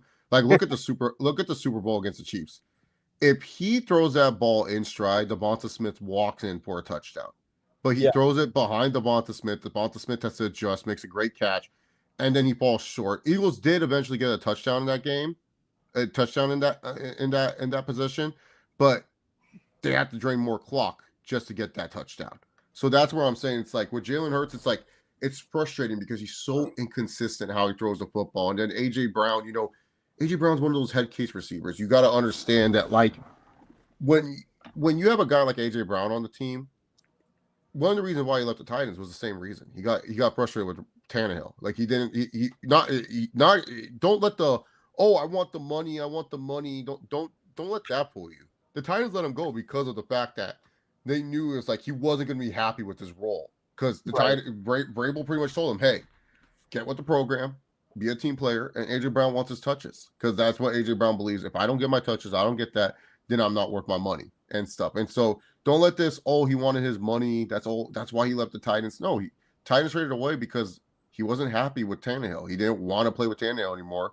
Him and Jalen Hurts had a friendship prior to him going to the Eagles. Now that friendship is gone. Like when you have one of your defensive tackles saying, "Oh yeah, they're no longer friends" in the media, which is crazy to and having to walk back and be like, I wasn't 100%. Like I didn't 100% mean that. It's like that's not a good look. Yeah, that's not a good look at all. And Devonta Smith, I told people this at Alabama. Devonta Smith and Jalen Hurts did not have a great relationship. There's times where Devonta Smith did not want to be on plays that like when we had Ruggs, Judy, and Smith. They're all three true freshmen. Yeah. Barely saw playing time. They only played like this is when Bama was killing teams. Devonta Smith, though, out of all the three true freshmen, he saw the most run. He took himself off the field because he didn't want to do stuff with Jalen Hurts anymore, because he said Hurts doesn't throw the ball good. In fact, all three true freshmen were fighting for Tua to take the spot for Jalen Hurts at the time when he was at Alabama. So that's what I'm trying to say. It's like Jalen Hurts, it's just what you have to deal with as a receiver, is that he's not going to throw the best balls. He's a fine starting quarterback in the National Football League. He will win you football games. I'm not just saying Jalen Hurts is bad. It's just more receivers got to understand there's a lot of inconsistency with his throws. And I think AJ Brown is at that point where he's just like, this guy is not throwing me the balls that make me feel like I can win. So if you're AJ Brown, so this is a two-part question in a sense. But if you're AJ Brown, do you try to, because you just signed an extension, and so did Devonta Smith. So if you're not happy with this quarterback, particularly, I mean, Devonta has had plenty of experience with him. It's harder for meaning to say, here's why I said it's two-parter. One, if you're Devonta, why would you sign the extension? Otherwise, it's a thought process. Oh, I'm just going to get franchise tagged. And if you're AJ Brown, do you try to push for a trade at this point, like after the season? So Devonta Smith probably signed the extension because it's money. It's like the Eagles were offering a lot of money to him, so he probably said yes. That's Like true. it's better to take that money than nothing. And plus, if if it doesn't work out, you can trade and stuff. And then for AJ Brown, you know, yeah, I do believe he'll try to request a trade. Is there a team that wants to take on that money? That's a huge amount. Like the only team that can take it, like that will take it fully, and they'll be like, "Yeah, we'll take it," as the Patriots. Like that's the only team I can think of at the top of my head that has like the cap space and like the trade value that the Eagles would look for. Because it's Howie Roseman. How he fleeces teams. He doesn't get fleeced. Like he likes to fleece teams and stuff. So like he knows what he's doing when it comes to that. So he's not gonna try to like trade him to a team that like the Panthers, who also have decent amount of cap and like and stuff like. He's going to want to, first of all, he will definitely try to get him out of conference so he doesn't have to see AJ Brown that often and stuff. And then done and stuff. So, yeah, I don't know. It's a rocky situation and stuff. But that's the problem with Jalen Hurts, too. He's not really like a super vocal leader. He's a very chill guy, as that little doggy meme that's going around. Likes to just let things play out. He has his motivational quotes that he reads every morning, and he just wants to. He's just himself. He's just him, dude. He's just him. That turns us to the game that we started the background with. We started this episode with. It's if but for Eagles Steelers, this is game of the week. You can make an argument for either of them to be game of the week. It's a damn shame that the NFL put these games on at the same time. But you've got the Bills coming off of a great performance, but a loss, having to travel to another NFC team and take on the Lions. Now, the problem for the Bills is that you really could not afford to take that loss. And if you were you couldn't afford to really take any loss because of how the Chiefs are playing, if you really want home field advantage. But if you were going to take a loss, that was not the game that you could afford to take the loss on, because now you've got to fight the big dog of the NFC, the team that, outside of really what was an aberration against the Buccaneers, has not lost. There have been games where it's looked dicey, for sure. But the Lions refuse to lose. I don't know if they are. I swear, I think the first half of a Lions game is fueled by the inner hate and rage that Amon-Ra St. Brown has for the entire league. And then if that's not getting the job done, they have a halftime speech from Dan Campbell, and that gets the job done. Somehow, some way, even if the Lions are down, you do not, this year, ever think that the Lions are going to lose the game, because somehow, some way, it's going to be Jahmyr Gibbs just cutting at the right point in time. It's going to be Montgomery breaking through on fourth and whatever to get that first down. It's going to be Amon-Ra St. Brown making some just not ridiculous but reliable catch. It's going to somehow be Laporta making a catch when he hasn't really done much the whole game. Somehow, some way, the Lions find a way to win. And right now, they are the team to beat in the entire NFL. And the Bills, who are a team that can beat any team in the entire NFL, are coming into the Lions' den to play. And the Bills are coming off of, like I said, an amazing performance that just happened to break the wrong way for them. If I told you, or if I told anybody, that Josh Allen was going to throw for 3 touchdowns and run for 3 touchdowns and lose the game, it would make no sense to anybody. Especially when last week, the week prior, he threw for a touchdown, ran for a touchdown, and then threw himself a touchdown thanks to an Amari Cooper lateral. That's not a receiving touchdown. What are we doing? Receiving touchdown. It counts. No. It counts. It's a lateral. Just because he got engaged to Haley Steinfeld, we're just giving him everything. I believe in the power of love. Okay. But this is it's absolutely incredible, because if they had won that game, Who is possibly challenging him for MVP No one. if they won that game off of a 6 touchdown performance, a Yeah. six scrimmage touchdown performance? Nobody in their right mind would say that anybody should be MVP other than Josh Allen, Romeo's favorite quarterback. But this is an absolute toss up, and I hate picking against the Bills because I do like Josh Allen. Is especially as a fantasy, somebody who has him in multiple leagues in Dynasty, but I hate picking against the Bills because they feel like a scrappy underdog team just because of how many times they've been denied by the evil that is Patrick Mahomes. But the Lions are just too damn good. Yeah. The Lions are just too damn good. How do you feel about this one?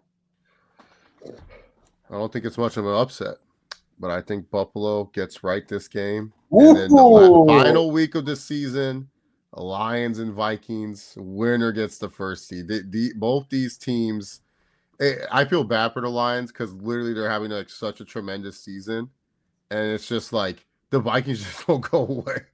Like they literally just won't go away. That they're stuck with they're literally stuck, like saying like Jesus Christ, how like we're having such a great season. Yeah, Yeah. what do we got to do in this situation? Like we're having such a great season. We should have the first seed locked up, but nope. The Vikings are still around, and I truly believe in drama in the NFL. And I do think the Buffalo Bills Mafia will show up strong. I think it's going to be a tremendous game. But man, I've seen the Bills come back from crazy shit before. And I think Josh Allen, this is my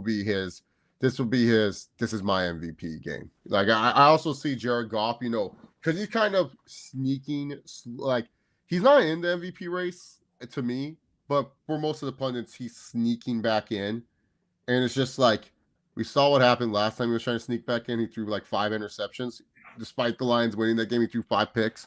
Yeah. Not saying he's going to do that, but also the Lions are kind of getting a little banged up on defense. And I just feel like, Josh Allen will find a way to have another spectacular game, lock up the MVP this season, and keep the Bills in like the second seed, hoping the Chiefs have like a weird collapse where they can steal the first seed from them, which they would because they have the tiebreaker over them. But yeah, I think the Bills will have a slight upset over the Lions. I think the Lions could very well win this game, but I do think that the Bills, like they're just one of those teams you can't really count them out. They can't count this team out.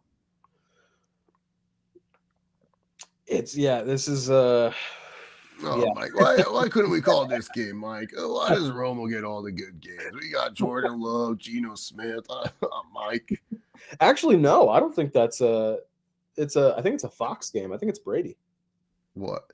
This Lions Bills, I think. Oh yeah, were they hyping it? What did Romo get? Eagles Steelers? No, CBS. They were saying the CBS NFL Today crew was going to be there. Hold on, let me stop. This is a CBS game. Oh, this is a CBS. You're right. Fox is Steelers. Yeah, dude. So Brady's getting Eagles Steelers. Gotcha. Yeah, dude. Because I was gonna say the NFL Today was hyping this game up like during Thanksgiving. They were we're traveling. It's also a 3:25 game. Bucks Chargers. Do they have Brady do his Baker Mayfield hate? Does that get to continue? No, I think he wants to call Steelers Eagles. I think we'll get Mark Sanchez. We'll get the Mark Sanchez lineup. Or Greg Olsen. We'll get one of those guys. Who knows? Normally the broadcasting list is already out. Let's check. Yeah, I think it is. Yeah. Broadcast list. Week 15. But while you're doing that takes us to Sunday night football. Oh, Sunday night. And we have the Packers coming off of they just were sacrificed at the Motor City Motown altar, having to turn around and face off against a Seahawks team that, this Seahawks team has been super duper hit or miss because they've had good games from a statistical standpoint, but their wins have not felt dominant. Even this past week when they beat the Cardinals, it didn't feel dominant in that sense because you knew that the Cardinals aren't a team that are that good. Like the Cardinals are a mid-level team. That's not saying that, this should have been like 42 or 45 to 18 or anything like that. 30 to 18 is still a respectable win. But the Seahawks, they need K9 back for sure. And it's not because Charbs is bad. Charbs is just was putting him over when we were talking about the Cardinals game a couple games earlier. But K9 and Charbs together provide a balanced rushing attack. And the Seahawks need to be able to have that to control the tempo, because you're going up against a Packers team that absolutely can speed things up and slow it down when they want to. Josh Jacobs has been a wrecking ball. 3 touchdowns this past week against Detroit, and they still lose the game.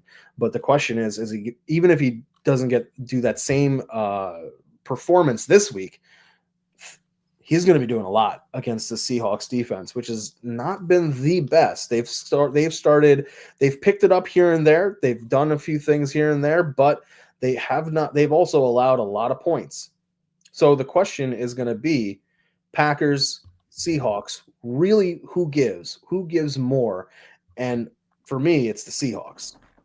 The Packers feel as though they are rolling. And even with that loss to the Lions, it kind of, from my perspective, felt as though the Packers were like, yeah, we could win this game. We should win this game. But even if we lose this game, it's not stopping what we're going for. And they're more than happy. Like, they would much rather have gotten the win over the Lions, but they'd much rather make that a tighter race. But they don't have a problem thinking to themselves, on any given Sunday, we can go into Detroit if we need to and potentially win a game. They haven't pulled it off, of course, but the feeling, I don't think that's necessarily in danger.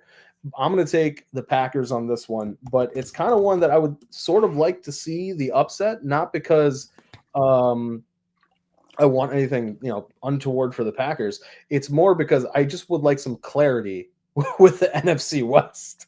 Yeah, I don't think we're getting the clarity this week. I don't know what's going on there. Yeah, the Seahawks are just I cannot choose them with good faith. They're just so inconsistent. Like, they'll have a performance like they did against the Cardinals, and then next week it's a fucking stinker. It's just like, and I don't know, the Seahawks, the Jets, huh? They almost lost to the Jets the week. Yeah, that's why it's just like I can't trust this team. Like I think they're a good team on paper. I think Mike McDonald has done a great job as a first-year head coach in the NFL. I think he's done a really great job with this team. But it's just, for me, it's just like, I can't choose them against the Packers. Jacobs has been doing really well. It seems Love is building a rapport with Christian Watson. I think that, Love has been, I said Jacobs, whatever, because Tucker Kraft is like Gronk reincarnated or something. So, yeah, I got the Packers. Yeah, but that takes us, because we no longer have bye weeks, that takes us to double headers, I think, from now on Monday Night Football, which, dude, what a horrible fucking Monday night games are these?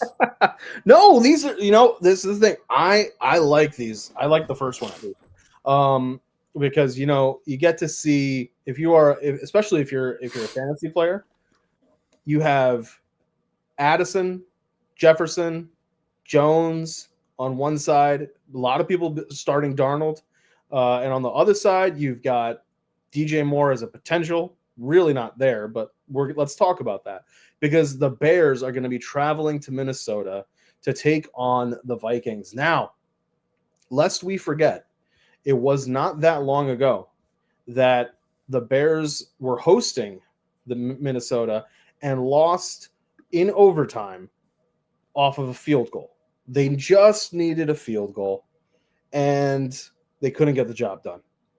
But that game was one of the turnaround games for Caleb Williams, because Caleb Williams kind of showed that he can be a little clutch.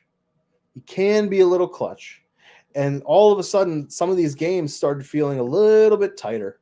You go from losing to Arizona 29-9, losing to the Patriots 19-3, so all of a sudden, you're losing a 1-point game to the Packers, a 3-point game to the Vikings in overtime, a 3-point game to the Lions. Now, Did you really want to follow up 3 very close games with getting destroyed by the Niners last week? No. No, you absolutely did not.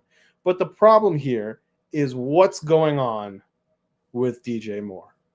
Because everybody else on that team seems to be on the same page. The offense seems to be like, okay, we kind of know what we are at this point. We kind of know what we need to do. Let's execute and let's see what happens. Let's build for next year. And DJ Moore comes across like, hey, I got paid and I want to win. And it's like, buddy, it's still going to be growing pains. And I get it because he probably was being sold on this generational quarterback whole shtick and all that kind of thing because he liked Justin Fields. He was a Justin Fields fan. And now he's got to deal with this Caleb guy. So he's like, all right, well, at least I got paid. But he's not seeing this generational quarterback aspect, or he hasn't for some time. And the thing is, yeah, he's seeing these close games. He's seeing Caleb might be turning around, might be turning into this quarterback that everyone was promised, but they're still losing. And I think that's starting to eat at him. That's starting to burn him a little bit. But this one is going to be one that the Bears have an opportunity to do something really, really funny. Because if they manage to upset the Vikings in a division where the Lions and the Vikings are a game away from each other, they can really hurt the Vikings' chances of taking the division from the Lions. Because lest we forget, the Lions and the Vikings meet each other for the second time in Week 18. I don't know how the NFL scriptwriters knew, but they just knew even before J.J. McCarthy's injury and all that kind of stuff. They knew that the division would probably come down to Minnesota and Detroit, and so they said that one's going to be Week 18. But unfortunately, I'm not going to be picking against the Vikings this time around. I don't think the Bears are going to be able to pull it off. However, the reason why I think it's good on Monday night, outside of the fantasy implications for the first round of the playoffs, is I like the fact that they are keeping a little bit of suspense between Bills Lions and then Vikings Bears, because you're taking the Bills to win. So if the Bills win on Sunday and the Detroit drops to 12-2, and all of a sudden, this Vikings-Bears game becomes a little bit more interesting if you're a Vikings player, and it becomes super interesting from a Bears player because you can go, hey, I may not be going far this year, but I can ruin another division team's chances. And that provides a little bit more motivation. But how do you feel about this one? Yeah, I think the Vikings are going to win. The Bears is not that, yes, they are kind of a disaster right now, but I just think the Vikings are an overall better coached team. Something's going on with DJ Moore and Caleb Williams. They don't have the chemistry that you would like to see out of a veteran wide receiver and, his and a rookie quarterback. They're not using Cole Kmet at all and stuff. As we were recording this, Larry Fitzgerald broke the news of why Randy Moss had to step away from his desk job at ESPN. He is currently battling liver cancer right now, wow. Randy Moss says. Yeah, so prayers out to one of the best wide receivers of all time, and Randy Moss. Absolutely. Nothing but the best for him. So I got more distracted by that news than anything else, Vikings, Randy Moss, there you go. Yeah, exactly. So, but yeah, I think the Vikings are just a better coached team. And as long as I've said this with the Vikings since with Sam Darnold, as long as you can limit his mistakes, you will win football games. Like that defense is good enough to keep you in games. The offense is dynamic enough. They finally unlocked Addison and stuff. Now Jefferson, Addison, and Hawkinson. That's my guy. Now they just need to unlock Aaron Jones. They have to remind Aaron Jones, like, hey, this is why you we signed you and stuff. So yeah, because the Vikings are such a good team on paper, and the question is, and the record has borne that out. Like, you don't go 11-2 for no reason, especially when you're winning games comfortably in some of those situations. But we will see, and that takes us to the final game of Monday Night Football, which also will have some fun first round fantasy playoff implications. You've got Drake London, you've got Bijan. if somebody is starting Kyle Pitts. I'm not sure why, but you could be starting Kyle Pitts. On the Raiders side, you're probably, if you have him and you are in the first round of the playoffs, you're starting Brock Bowers. And if you're in a deep league, you might be starting Jacoby Myers. But this is the problem here for the Raiders and for somebody who wants to start Brock Bowers and Jacoby Myers is it could be Desmond Ridder throwing the ball for Revenge the game. Raiders. And it could be a revenge game, or we could see some great reasons as to why the Falcons were like, okay, Desmond, you are, we would like to, no pun intended, be rid of you. But this one has the possibility of being a hilarious game for you and me, just because the Raiders losing or the Raiders, just bad things happening to the Raiders is fun for us personally. But as long as it's not injury related. But the Falcons are in a weird position because you're 6-7, but the division is controlled by the Bucks, who are 7-6. And if the Bucks were to, in the off chance that they lose to the Chargers, as Chase is predicting, and they go to 7-7, and you win against the Raiders, as you more than likely have a good shot of doing, then you actually take control of the division at 7-7 because it's not a question of tiebreakers. 2 of your 7 wins would come at the expense of the Tampa Bay Buccaneers. You won both of those games. So this is that's why I'm saying, like, both of these Monday Night Football games have some very interesting things when it comes to divisional matchups, considering the afternoon games on Sunday. And you'll have a whole day to add into that drama of what's going to happen with the NFC South for the second game and what's going to happen with the NFC North for the first game. The question is, who is playing worse than Kirk Cousins right now? No, no one. I don't think there's a single quarterback. I mean, maybe Desmond Ridder. Maybe Desmond Ridder is the one quarterback who is or would be playing worse than Kirk Cousins, but I don't know what is going on with Kirk Cousins. I don't know if it's a question of he's lost just the mobility being lost, and that's factoring into it, whether it's the question of his just throw strength, whether it's him seeing ghosts, what the heck is going on with that. But it's a situation. What's going on, Junio? It's a situation where, man, he might be right. Sincere McCormick legacy game, because they just put Zamir White on injured reserve. The Madison, I think, is still out. Amir Abdullah and Sincere McCormick are really all they've got. And I'm picking the Falcons, but it doesn't feel comfortable considering what has happened with the Falcons these past few weeks. How do you feel about this one? Give me the Raiders. I think this is a fun Raiders game. I think the Raiders got this. Why not? That's fair. And Junio has an interesting question. Where do you guys think Darnold goes after the season? The Raiders actually would be hilarious if they were willing to pay him. If they were willing to pay him. Darnold, what does that have to do with going home? Just Las Vegas. Okay. All right. But yeah, I mean, the Raiders would make sense.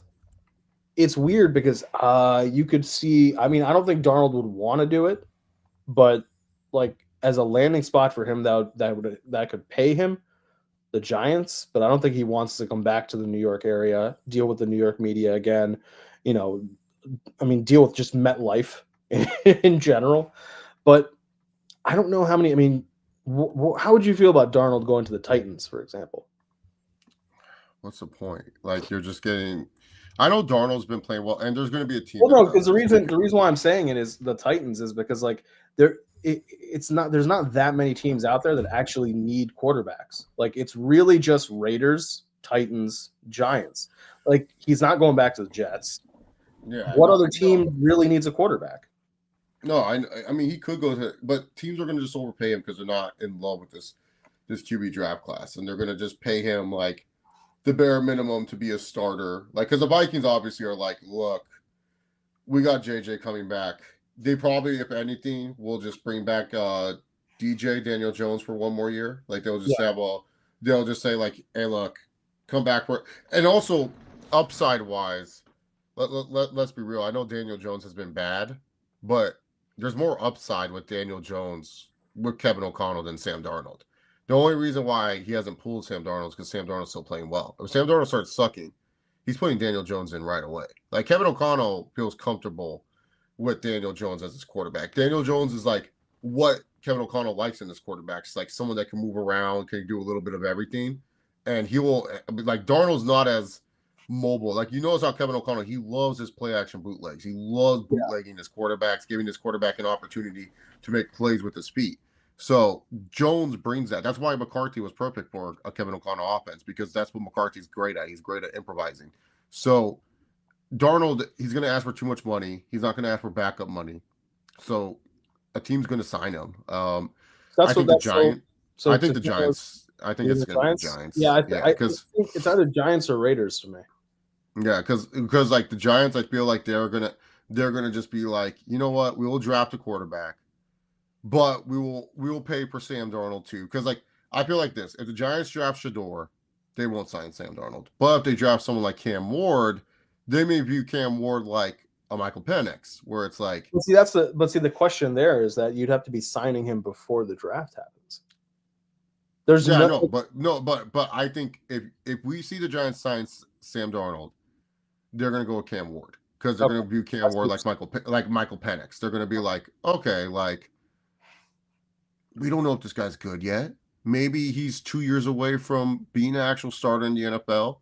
Maybe Dable stays for 2 more years. Maybe Dable wants a quarterback that can win now. And Darnold, he fits what Dable likes, good arm and everything. because right now Tankathon has Raiders taking Shador, Giants taking Cam Ward.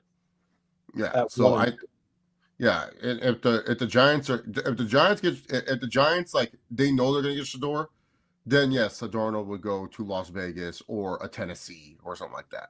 Now they'll pay, but they'll look at it as, hey, we think he's our missing piece.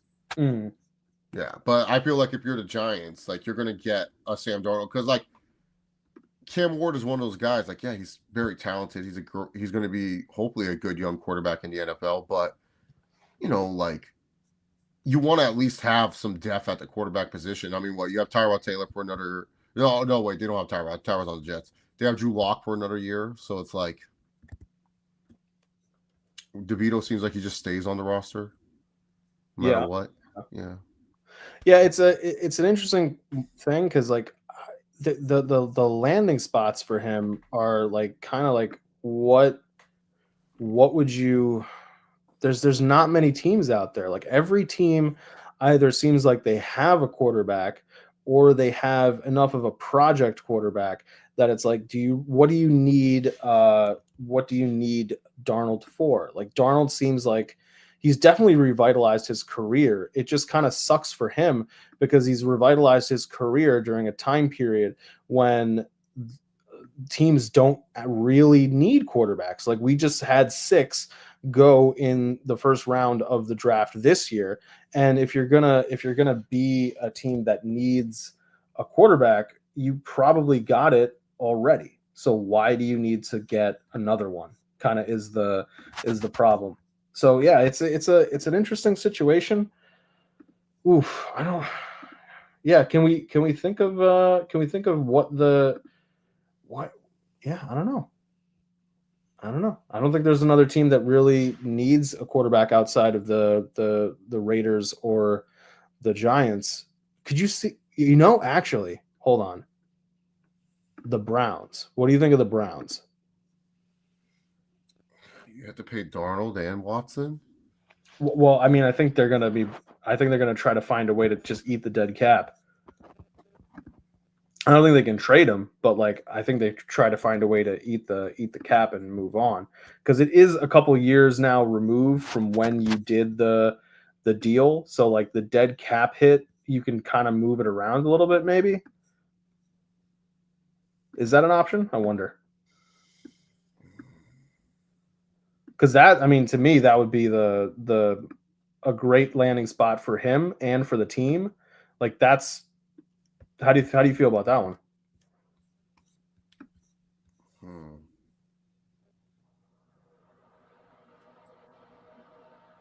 Because think about it. If you are Darnold and you're going to the Browns, I mean the Browns have a defense, they have They have pieces on receivers. offense. They've got enough where it's like, okay, like maybe we can figure something out. I just don't know.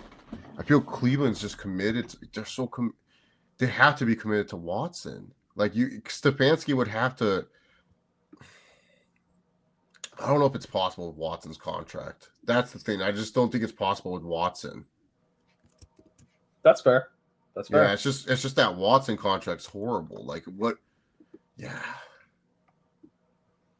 Maybe the Niners give up on Brock Purdy. They say we'll go Sam Darnold. Which is hilarious because they had Darnold in the building prior. Yeah. They're just like, come back. We made a mistake. Oh, look at what Junio's saying about. Actually, the Colts with another QB carousel. That makes sense. They just go like, fuck it. Wentz didn't work. Ryan didn't work. Rivers didn't work. Bring in Darnold, baby. Bring in Darnold. But guys, yeah, I mean it kind of does. But before we get out of here, because now we have our picks. Let's do a little. Let's see how do I make this one work. Let's see. No, I want it to be like that. No, I guess we'll have to do it like this. We'll just look weird. No, there we go. I guess, but we want to do a little fun experiment here. Though I guess I should have done this in such a way. Actually, you know what? Here, let me try it like this. Let me put it. Let me continue sharing this one. That's how I can do it.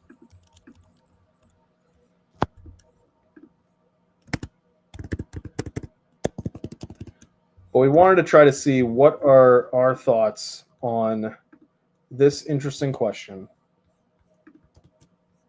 Oh boy, that's huge.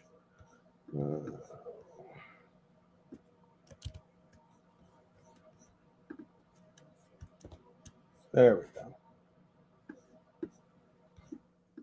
If we had to pick our selections for this here infographic, how would we rank them, or how would we put them? So here's what we'll do. Do John and we'll do Chase. So MVP, Coach of the Year, biggest fall off, comeback player, offensive player, defensive player. That person could not spell defensive properly. Underrated, overrated, hated. I think we both will have the same person for that. Defensive rookie and offensive rookie. All right. So I'll go first, and I'm going to put Josh Allen for this. How are you feeling about, what's your thoughts for MVP of the league? Josh Allen. It's Josh Allen. Josh Allen's been, like, there's a while I was on the Lamar camp, but I think it's Josh Allen. That's fair. All right. So Coach of the Year. There's me, only like two options. Yeah, I'm going with Dan Campbell. I can see the argument for Kevin O'Connell, who I think you will pick, but Dan Campbell is just on another level right now. You cannot convince me it's not Kevin O'Connell. I love Kevin O'Connell. With what he's been working with, yes, it's KOC. I thought you were going to take Rizzy. I mean, Rizzy, if he started the year, I'm sure he would have won for me. He's the interim coach of the year. The interim coach of the year. Yeah. How are you thinking for biggest fall off? We'll switch it up. Now you get to go first. Justin Tucker, best kicker in the league, and now he can't make a field goal to save his life. Shit. Yeah. I know people might say Rodgers, but like really, to be honest, it's Justin Tucker. Yo, that is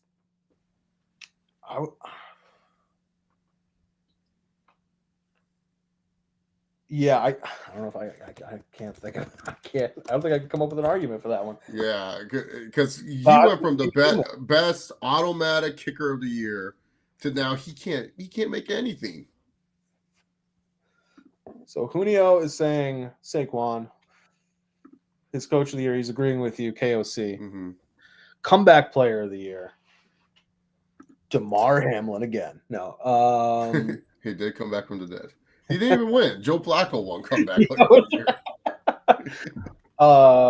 Had the easiest odds, and Joe Flacco stole it from him. I think this one's Aaron Rodgers.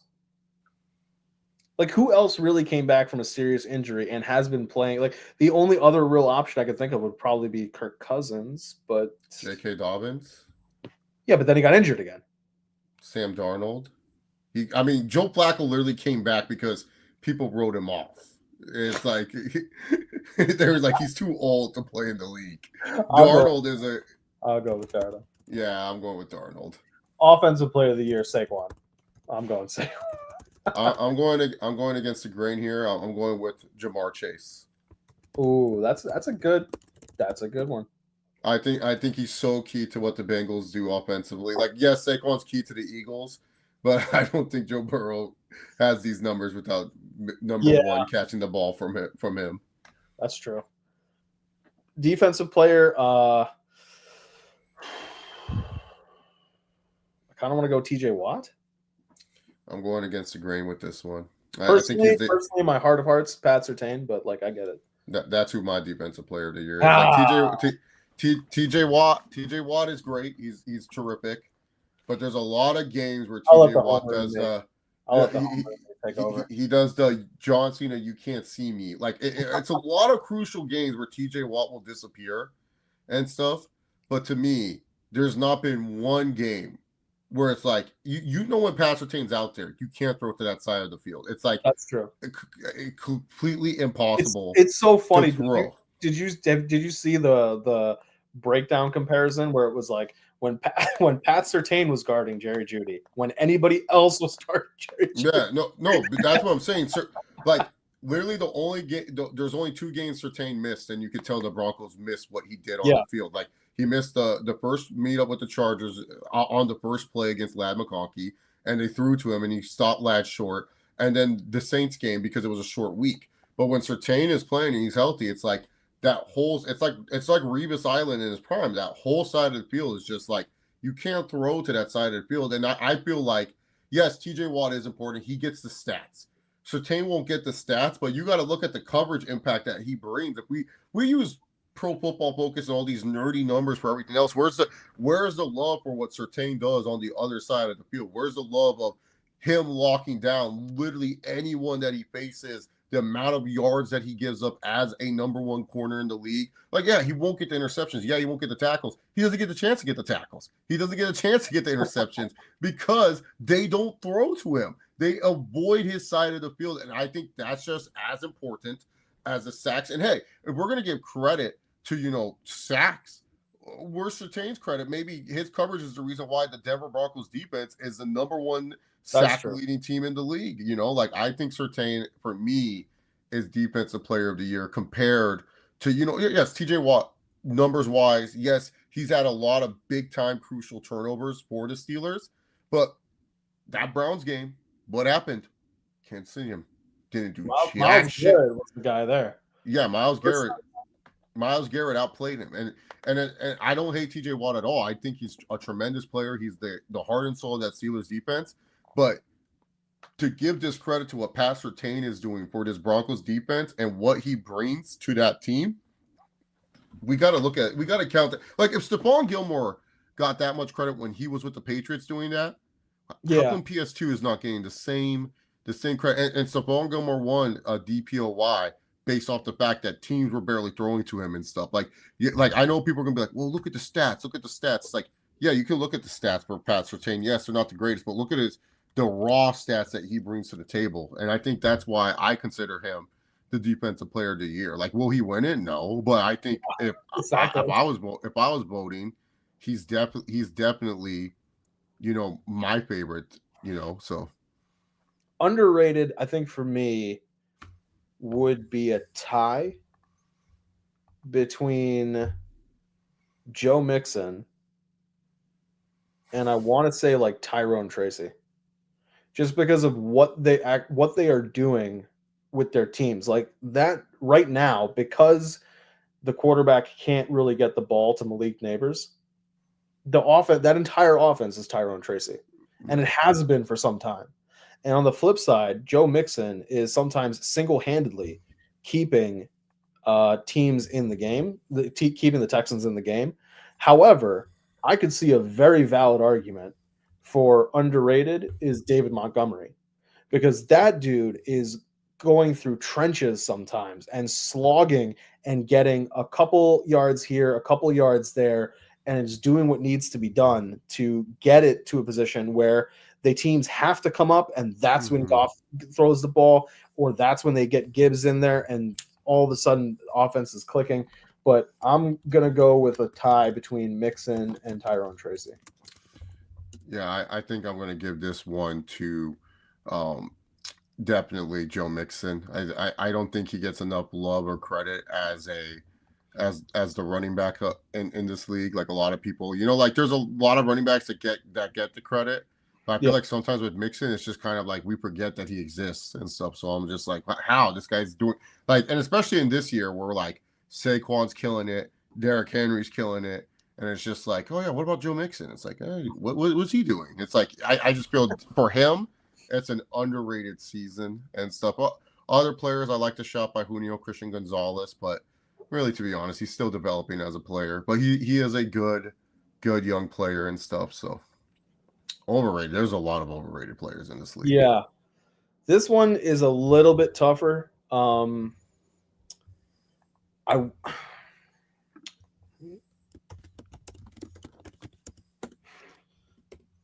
Hurts. I think Jalen Hurts wins it for me. Yeah. Sauce Gardner, Junio, that was your pick. Yeah, I could definitely see that. He could have been in biggest fall off too. Just as a general PSA, I say this kind of like every other week. I never want to hear Pat Surtain's name and Sauce Gardner's name in the same sentence again, unless it is to say that Pat Surtain is better than Sauce Gardner. Sauce could have also been in biggest fall off, but yes. he's had some weeks where he's shown up a little bit. For me, most overrated. Oh God, this is tough. You got Hurts.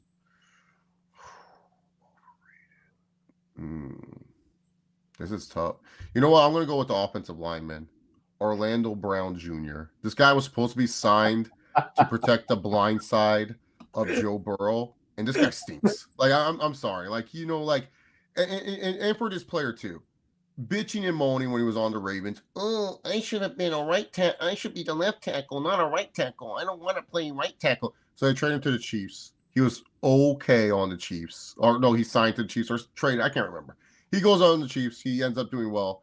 But then he goes to the Bengals, and it felt like, oh, finally, Burrow has like that guy that will protect his butt. He stinks. He's absolutely terrible. That's why I have to put him as my most overrated. I know it's like offensive linemen don't get that kind of rub, but I think Orlando Brown, we got to consider him one of the most overrated players. Do you know who could also have been an underrated choice?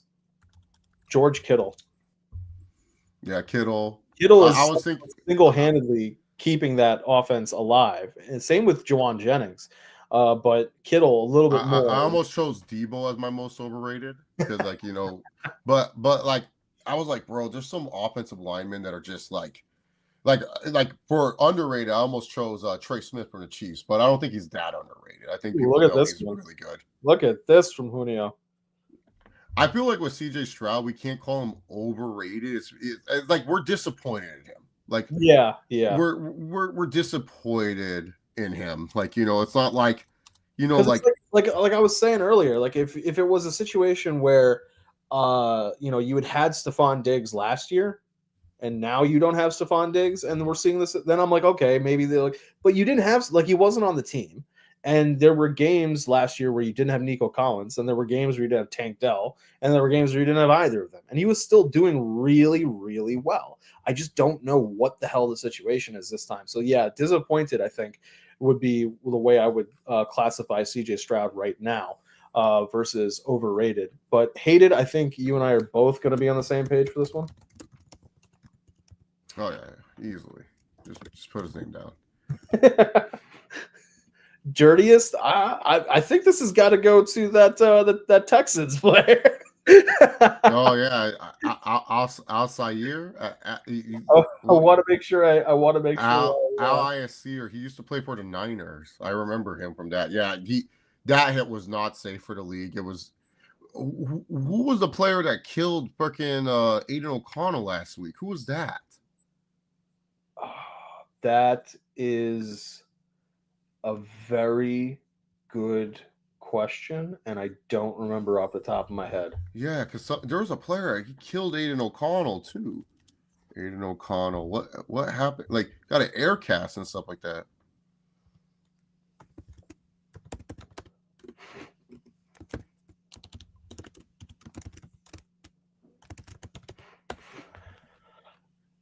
It was a Tampa Bay Buccaneers player. Oh.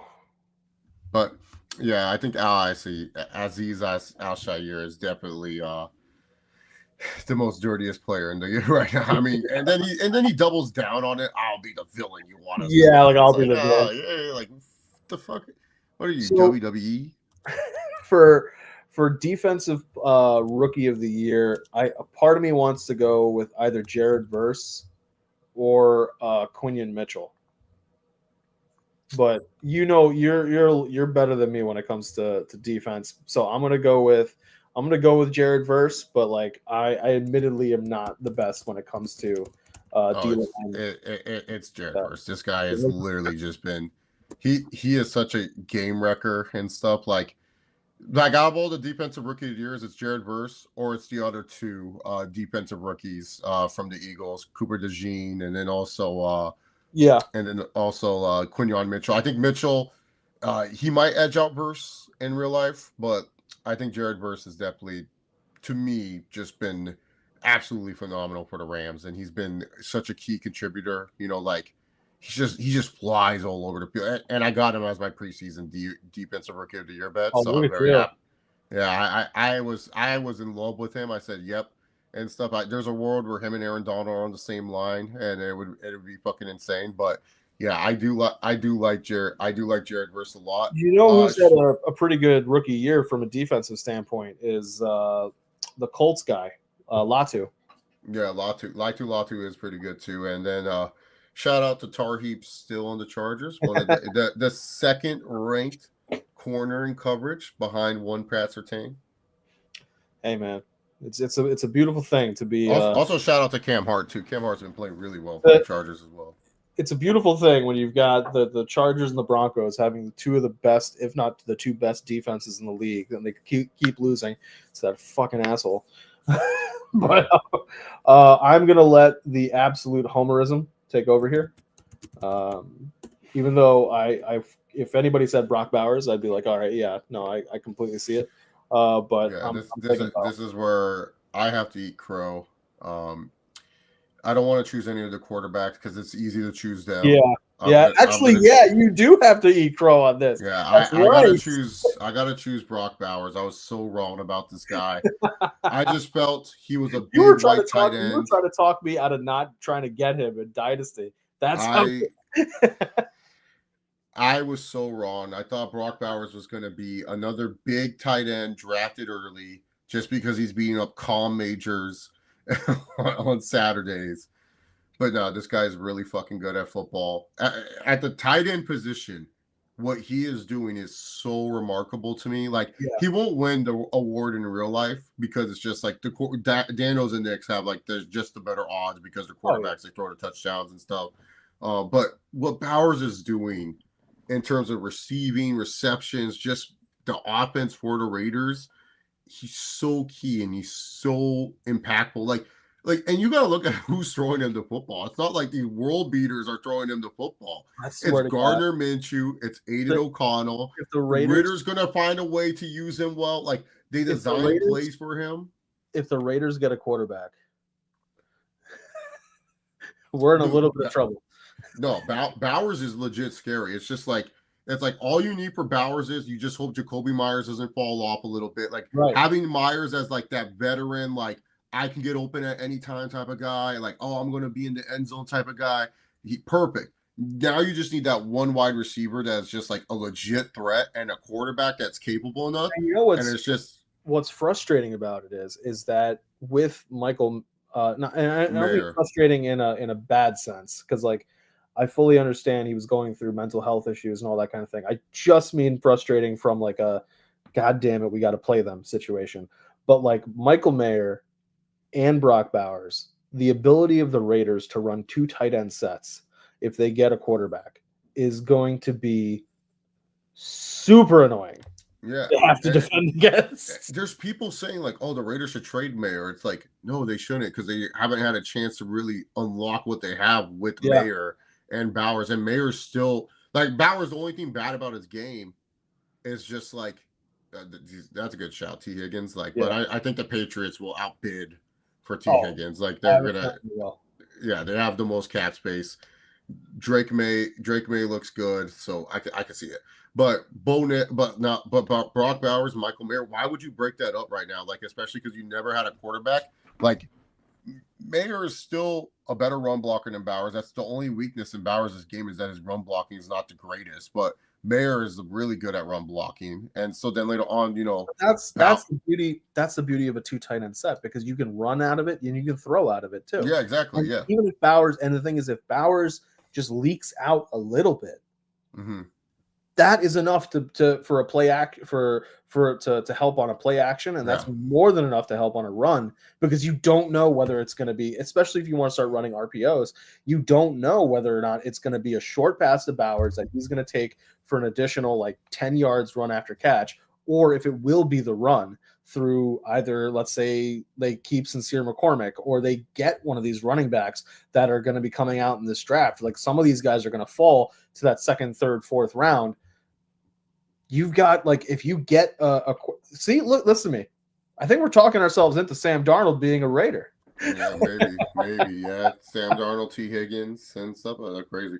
But yeah, no, that's what I'm saying. Bowers is doing all this, and his quarterbacks are all ass, and ass. Like it's like the numbers he's putting up is ridiculous, and it's the run after catch. It's like everything about this guy has just been ridiculous this season. And like I said, look at the receiving stats. It's like, tight ends are not supposed to put up, like, we thought Laporta was having like the greatest season for a rookie tight end of all time, and he's beaten. Like, there's still like 4 weeks left.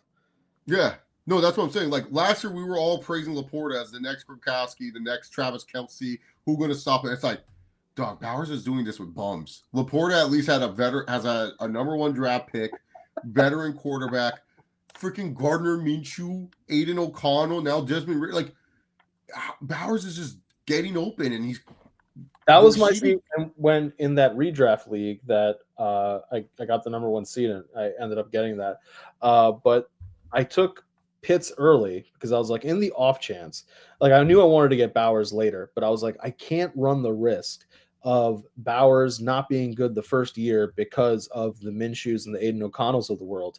So I'm going to hedge with getting Pitts where, Pitts should be drafted, because I do believe that Kirk Cousins is going to find a way to get the ball to Pitts. Now, I was absolutely wrong about that Kyle Pitts and Kirk Cousins connection, but getting Bowers in like I think it was the 10th or the 11th round worked out beautifully, because I was like, hey, I just put Bowers in there, and when he does that, when it's time for his bye week, I'll just put Pitts in there. It'll whatever I get from that, I get from that. So yeah, it's been. I'm trying to find Brock Bowers' yards after catch stats, because it's insane for a tight end. Oh no, hold on. I could probably pull it. It's literally insane what he's doing as a tight end. His receiving, rushing. Really doesn't have the advanced stuff yet for him. Yeah, where's the yak? I'm trying to find the yak. Yeah. Oh wait, there it is. So his total receiving yards is 933. His yards after catch is 466. Yeah, that's fucking insane for a tight end. Half of it is coming from after catch. It's this guy. so ridiculously hard to get this guy down on the ground. Yeah, and 933 receiving yards as a tight end. Yeah. Like, what are the tight end receiving leaders? Like, obviously he's like the first, but most tight ends we say, oh, guy got 800 yards, good season. You know what I'm saying? It's like tight ends don't get not every tight end is going to be like Antonio Gates, Kelsey in his prime, Gronk somewhat in his prime, getting 1,000 yards. This guy's gonna get 1,000 yards. Yeah, so right now Bowers this is total receiving, but he's fifth with 933 yards off of 87 catches. The next highest tight end is Trey McBride, 851 yards off of 80 catches. After that, it's George Kittle with 56 catches, 800 yards. Then the next tight end, oh boy, Jonnu Smith, all of a sudden, 61 catches, 692 yards. Then Travis Kelce, 80 catches, 682 yards. And then Hunter Henry. So, like, it's after Bowers, then you have the McBrides of the world, but then Kittle, and then it's a fall off after that. Because from Kittle at 800 yards, the next highest is Jonnu Smith at 692. And really, we're saying, all of that's coming from a couple games. Yeah, and we're saying Jonnu Smith is like having a great season. Like, you know what I'm saying? Like, we're saying, oh, great season for Brock Bowers. Is like, he could break Justin Jefferson's receiving record as a rookie. Brock fucking Bowers. Because Justin Jefferson holds the record, right? At like 1,100 something or whatever. 1,400. 1,400. It's possible. Yeah, I mean, with 4 games left. Yeah, it's possible. He's at 9. He's getting 1,000 yards this season. Like, there's no doubt about that. For sure. He only needs like 60 something, and there's four more games. Yeah. So it's tremendous what he's doing as a tight end, like with ass quarterbacks. Like this should not be like the fact he has 900 plus yards is absolutely insane to me. Yeah, if that's what I was saying, if I remove the homerism, I don't think I would take Jaden Daniels. I would take Brock Bowers as rookie of the year. However, I do the homerism, so I'm taking Bo. I think what also helps Bo and Jaden Daniels' case over Bowers is their team is actually winning games. And like, let's be real, both the Commanders and the Broncos, for most people, weren't teams that were going to make the playoffs. Like, Commanders over win total was 6, Broncos was 5.5. So it's like, it's like no one thought that these teams would both be in the playoffs, but the Commanders have the last wild card, just like the Broncos have the last wild card and stuff. So like, these, like, both Knicks and Daniels are not going to break like the rookie records. Like Daniels was on pace of shattering records. You'd have to. I think it's Stroud who has it, right? So you need. I think Stroud had like 4,100 yards last year. So between Bo and Jaden, they're both in the 2,800 passing yard range. So they would need like an extra 1,300 or so. So over 4 games, I suppose it's possible, but you'd have to throw 300 yards each game, which I don't think is going to happen. Like, Bo has a chance because he's going to have to he probably will have to throw a shit ton against the Bengals. But actually, John, it's Andrew Luck who has the most passing yards in the season. Yeah, whatever. That guy. Man, I can't wait to lead Stanford Cardinals. So I'm the GM. Colts cut the greatest quarterback of all time so that they could tank for Andrew Luck, and then Andrew Luck left them high and dry. Yeah. And nothing against Andrew Luck. It's more about the karma for the Colts. But do you know who has the most passing touchdowns for rookie quarterbacks? Rookie quarterback? Yeah. I don't know. Who does? Herbert. Oh. Do you know who was that before Herbert? A guy who only gets to play because a doctor doesn't know how to fucking inject Tyrod Taylor with something. One less game than everyone else. But did you know who had the record before Herbert? Was it Andrew Luck? No. This one will actually shock you. It shocked me when Herbert broke the record. It was actually like the guy just got the record and Herbert broke it the next year or the next 2 years. Couldn't have been Burrow because Burrow got hurt. It was not Burrow. Oh, who was it then? Baker. Oh shit! He had 28 passing touchdowns. Yeah. I think his rookie. Yeah. Wow. What's Bo Nix at? Bo Nix is at. He has 17. He has a chance. Yeah, he's got a chance. Yeah, he has a chance. Yeah, Bo's. Hold on. because I got Because Jaden Daniels has 15 touchdowns. Trust me, I have my spreadsheet. Yeah. You know me and spreadsheets. Yeah, so Yeah. Bo is leading all of the rookie quarterbacks Rookies. right now in passing yards. He is leading. He's got 2,842. He's got 17 passing touchdowns. He's got 8 interceptions. And so he's leading in those categories, though Drake May has tied him. They both have thrown 8 interceptions. Jaden is the leader by far with completion percentage. He is just under 70%. He's 69.61. Then on rushing or scrimmage, we'll call it, Jaden is leading 590 yards from rushing with 6 touchdowns. Then Bo has 4 touchdowns, but he also has another touchdown from his reception from Cortland Sutton. And then Caleb is second when it comes to running yards. He's at 378. But funnily enough, Caleb has 0 rushing touchdowns, which I don't know how he pulled that one off. But Bo has 0 fumbles. Jaden has 3 fumbles. Caleb has 4 fumbles. So the total scrimmage yards right now, Jaden's in the lead, 3,409. Then it's Bo, 3,148. Then Caleb, 3,124. Bo is leading in total touchdowns. He's at 22 with 8 turnovers. Jaden has 21 with 9 turnovers. Caleb has 16 with 9 turnovers. And then Drake May, this is hilarious.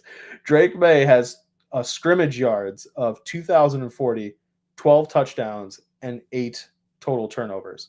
The idea that Drake May, who has only started in 8 games, could pass Caleb, who has started in 13 games in total touchdowns, is hilarious to me. Yeah, I don't know why it's so funny. May's been playing really well. Yeah, my boy. But guys, there you have it. This is our for right now. The towards the end of the year, I think we know what we'll do. We'll revisit this. I'll save this tab in the spreadsheet. We can come back to it. We can see how we feel further. You never know who might have changed some of their stock in our eyes. We could always change underrated. I don't think we're going to change too much. Like Debo might get biggest fall off, maybe, but yeah, like that could change. Like, because the thing is, like Justin Tucker, as much as it's like a crazy fall off, it's not as like all he did was become a regular kicker. But no, the thing with Tucker though, it's like we gotta understand this guy was like automatic, and now this guy is just like ass. That's what I'm saying. But for kick, come on, Vinatieri was still good at his old age. It wasn't like Vinatieri sucked and just became average. That's true. However, here's the thing: Justin Tucker has, to your point, has been automatic for so long that I'm willing to give him the benefit of the doubt and say he may just be having an off season. Now, if for whatever reason the Ravens kept him, right? Like they could cut him, or trade him, or I don't doubt trade, but like they could cut him. But let's say he's back with the Ravens next year, and let's say he's back to form. I can't say he had a fall off. So like I'm gonna give him the benefit of the doubt. Now, somebody like Debo, on the other hand, Debo has had like a steady kind of decline for some time now, where it's like, what's going on there? Like that's biggest fall off. Instead of Debo, you could just put the Niners as a whole, as an organization. Ayuk as biggest fall off. Yeah, like you have Ayuk holding out, then getting paid, then getting injured. You have CMC. That's a huge. You know, we're hated. We could also put Kyle Pitts as most hated player. We hate that he's just not being. I don't hate him. That's another disappointed. Like you got like similar to like most disappointing player, Kyle Pitts. similar to the situation with Caleb, where it's like this is a generational talent, allegedly on the level of Mahomes, walking into one of, if not the best situation for a rookie quarterback. This was the Kyle Pitts year. This is the year you were supposed to do it. So like you could easily have him down as most disappointing for sure. I just don't know if I would say hated. Like I don't hate the guy for any reason or anything like that. Like he's definitely in the conversation for overrated though, especially because of where he was drafted. Like who could like that draft Hold on. Where was it? Kyle. You know, Pickens could also be in the conversation for most hated. You always just starting George fights for Pickens? no reason. Well, Yeah. that's. I mean, that would be if DBs and DBs alone were voting on it. If we were voting for most loved player, who would you think wins most loved?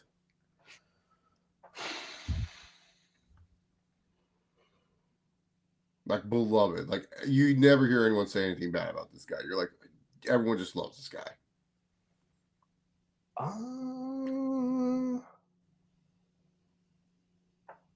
That's tough, actually.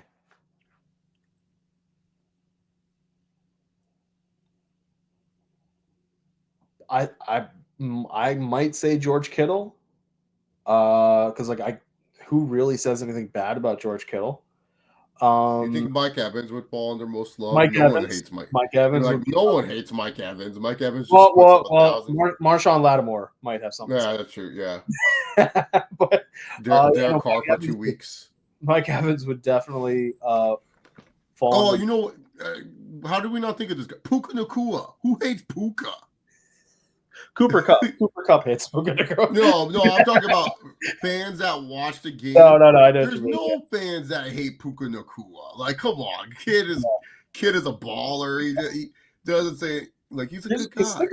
Think about this when we talk about like most disappointing, right? Kyle Pitts was drafted 4th overall in 2021. Yeah. The very next person picked was Jamar Chase. You could have had Jamar Chase. Can you imagine Drake London and Jamar Chase? That is a hilarious draft to redo if we ever wanted to redo a draft. Because think about this: 1st overall, Trevor Lawrence. Number 2 is the Jets with Zach Wilson. Number 3 is San Fran with Trey Lance. Number 4 is Kyle Pitts. 5 is the Bengals with Chase. Didn't San Fran trade up too? And they traded up too, yeah. 6, Jalen Waddle. 7, Detroit takes Sewell. 8, Carolina, J.C. Horn. Who do you think is do you think it's Chase or Sewell the best player in that draft? Chase or Sewell. It's a good debate. No. Because the homer in me goes pick number 9, Denver Broncos. Pat Surtain. Surtain, yeah, he's in that draft too. That's actually that's a good top. And don't forget, a good debate. It's Surtain, Sewell. Don't forget, 12th overall, Micah Parsons. And then there's your boy. Parsons had a down year. But then there's your boy, Rashawn Slater. Slater's good. But Slater's nowhere near Sewell or Jamar Chase level. But no, okay, Sewell, Surtain, Chase. That's a great debate of which one. Honestly, if you're redrafting, would the Jaguars just say fuck it? We would just because wasn't this draft also there was some decent round 2 quarterbacks? No, there wasn't. Yeah, there was no. I don't think so. I don't think so. No. But if you're redrafting, maybe you just go Chase number 1. Yeah, okay. So let's take a look here. Who did the Jags have as a What draft is this? 21. So I don't think they had anybody, but who did they have before, the year before? Was it Bortles still? No, it was Minshew. It was Minshew Mania. Yo, imagine Minshew throw to Jamar. Yeah, for one season. Why not? Okay, I'm looking at this draft. Man, there's a lot of freaking Jeremiah Owusu-Koramoah went in the 2nd round. Yeah, Creed Humphrey was a 2nd rounder. That fool in the 1st round now. Yeah, Amon-Ra was in the 4th. Greg Newsome. Well, no, he was a 1st round pick. But let's see who else was in the. Oh shit, Amon-Ra St. Brown. Yeah. Yeah, he was in the 4th. Yeah, he was in the 4th in this draft. Yeah, dude. Yeah. I'm looking at this draft. Literally. So 1st overall, I feel like you got to go Jamar Chase. Dude, don't forget 3rd round pick. I mean, granted, he would probably. I mean, not super high, but he would probably be a 1st rounder. Nico Collins. Oh yeah, Nico Collins. Nico Collins would be a late 1st rounder. So the Bucks or the Ravens grab him. Yeah, Denver better than Odape. Oh no, Odape always been playing well. He's been, Joe Tryon Shoyinka has not panned out well for the Bucks. Hit or miss for him. Denver got Quinton Myers that year, 3rd round compensation pick. Look at the Giants, Kadarius Toney. Yeah, the Giants would take Amon-Ra or something. Oh yeah, Chuba Hubbard was 4th round. Yeah, because let's see. Yeah. So if you're the Jaguars, you go with Chase. The Jets, keep what you did with Elijah Vera Tucker, but pair that up with fucking Penei Sewell. Oh my god. Can you imagine those two? And then maybe Mekhi Becton turns out to be decent. Doesn't that mean that the Jets would have to stick with Darnold, right? Because 2020, Darnold was the quarterback. Yeah. Screw it. Fuck it. One more year. Houston traded the pick to San Fran. San Fran chose Trey Lance. Maybe San Fran goes Trevor Lawrence here. They want to. Yeah. Well, yeah. I mean, if Chase and they're going 1 and 2, then Trevor's available at 3. Yeah, and then Atlanta, they could go with PS2. Oh, don't do that to me. And then Cincy, they'll say, fuck it, we can't get Jamar Chase, so we'll just get Devonta Smith or Jalen Waddle. Yeah. Then Detroit, they'll just say, screw it, we're going to fuck up this whole draft and draft Amon-Ra. So Amon-Ra stays on there. Carolina, J.C. Horton's perfect for Carolina. I think he's fine. He's no Surtain, but he's still been good for them. I swear to God, if you send Justin Fields to the Broncos, no, you guys would get Parsons. I don't know if they needed a linebacker like that though. No, he's just the best player available. That's true. Yeah, and then the Eagles. No, Denver would have gone like Mac Jones. Yeah, we need a quarterback, Mac Jones. Yeah, eat spaghetti before games. Yeah, I think the Chargers still somehow, some way, either end up with Rashawn Slater. I think they still get Slater out of all this. Leatherwood, Collins. I do like Jalen Phillips. You just can't stay healthy. So yeah, very interesting draft class for sure. Yeah. Caleb Farley. Speaking about not being able to stay healthy, that fool cannot catch a break. That's something we should do. I think we each pick a year, and we redo the draft of that year. That would be fun. Yeah, we gotta do it where it's like the teams are on their 5th-year option with these idiots, so that way we know it's like, oh, okay, would we take your 5th-year option? Yeah, like we can't be like, oh, let's do last year's draft. It's like, no, let's choose a draft where it's just like, this is like the team that the person's on their 5th-year option. Let's see if will we take this person's 5th-year option, and then like, do you think he still gets drafted in his position? Right. Yeah. But guys, these are our finalized picks for Week 15 of the NFL season. We will be back to figure out what we got right, what we got wrong, and what we think about for Week 16. And I'm going to keep that tab saved so we can see if we make any changes to our picks for the season awards, our season awards. But guys, until next time, remember, take care of yourselves and each other, and we will catch you all later.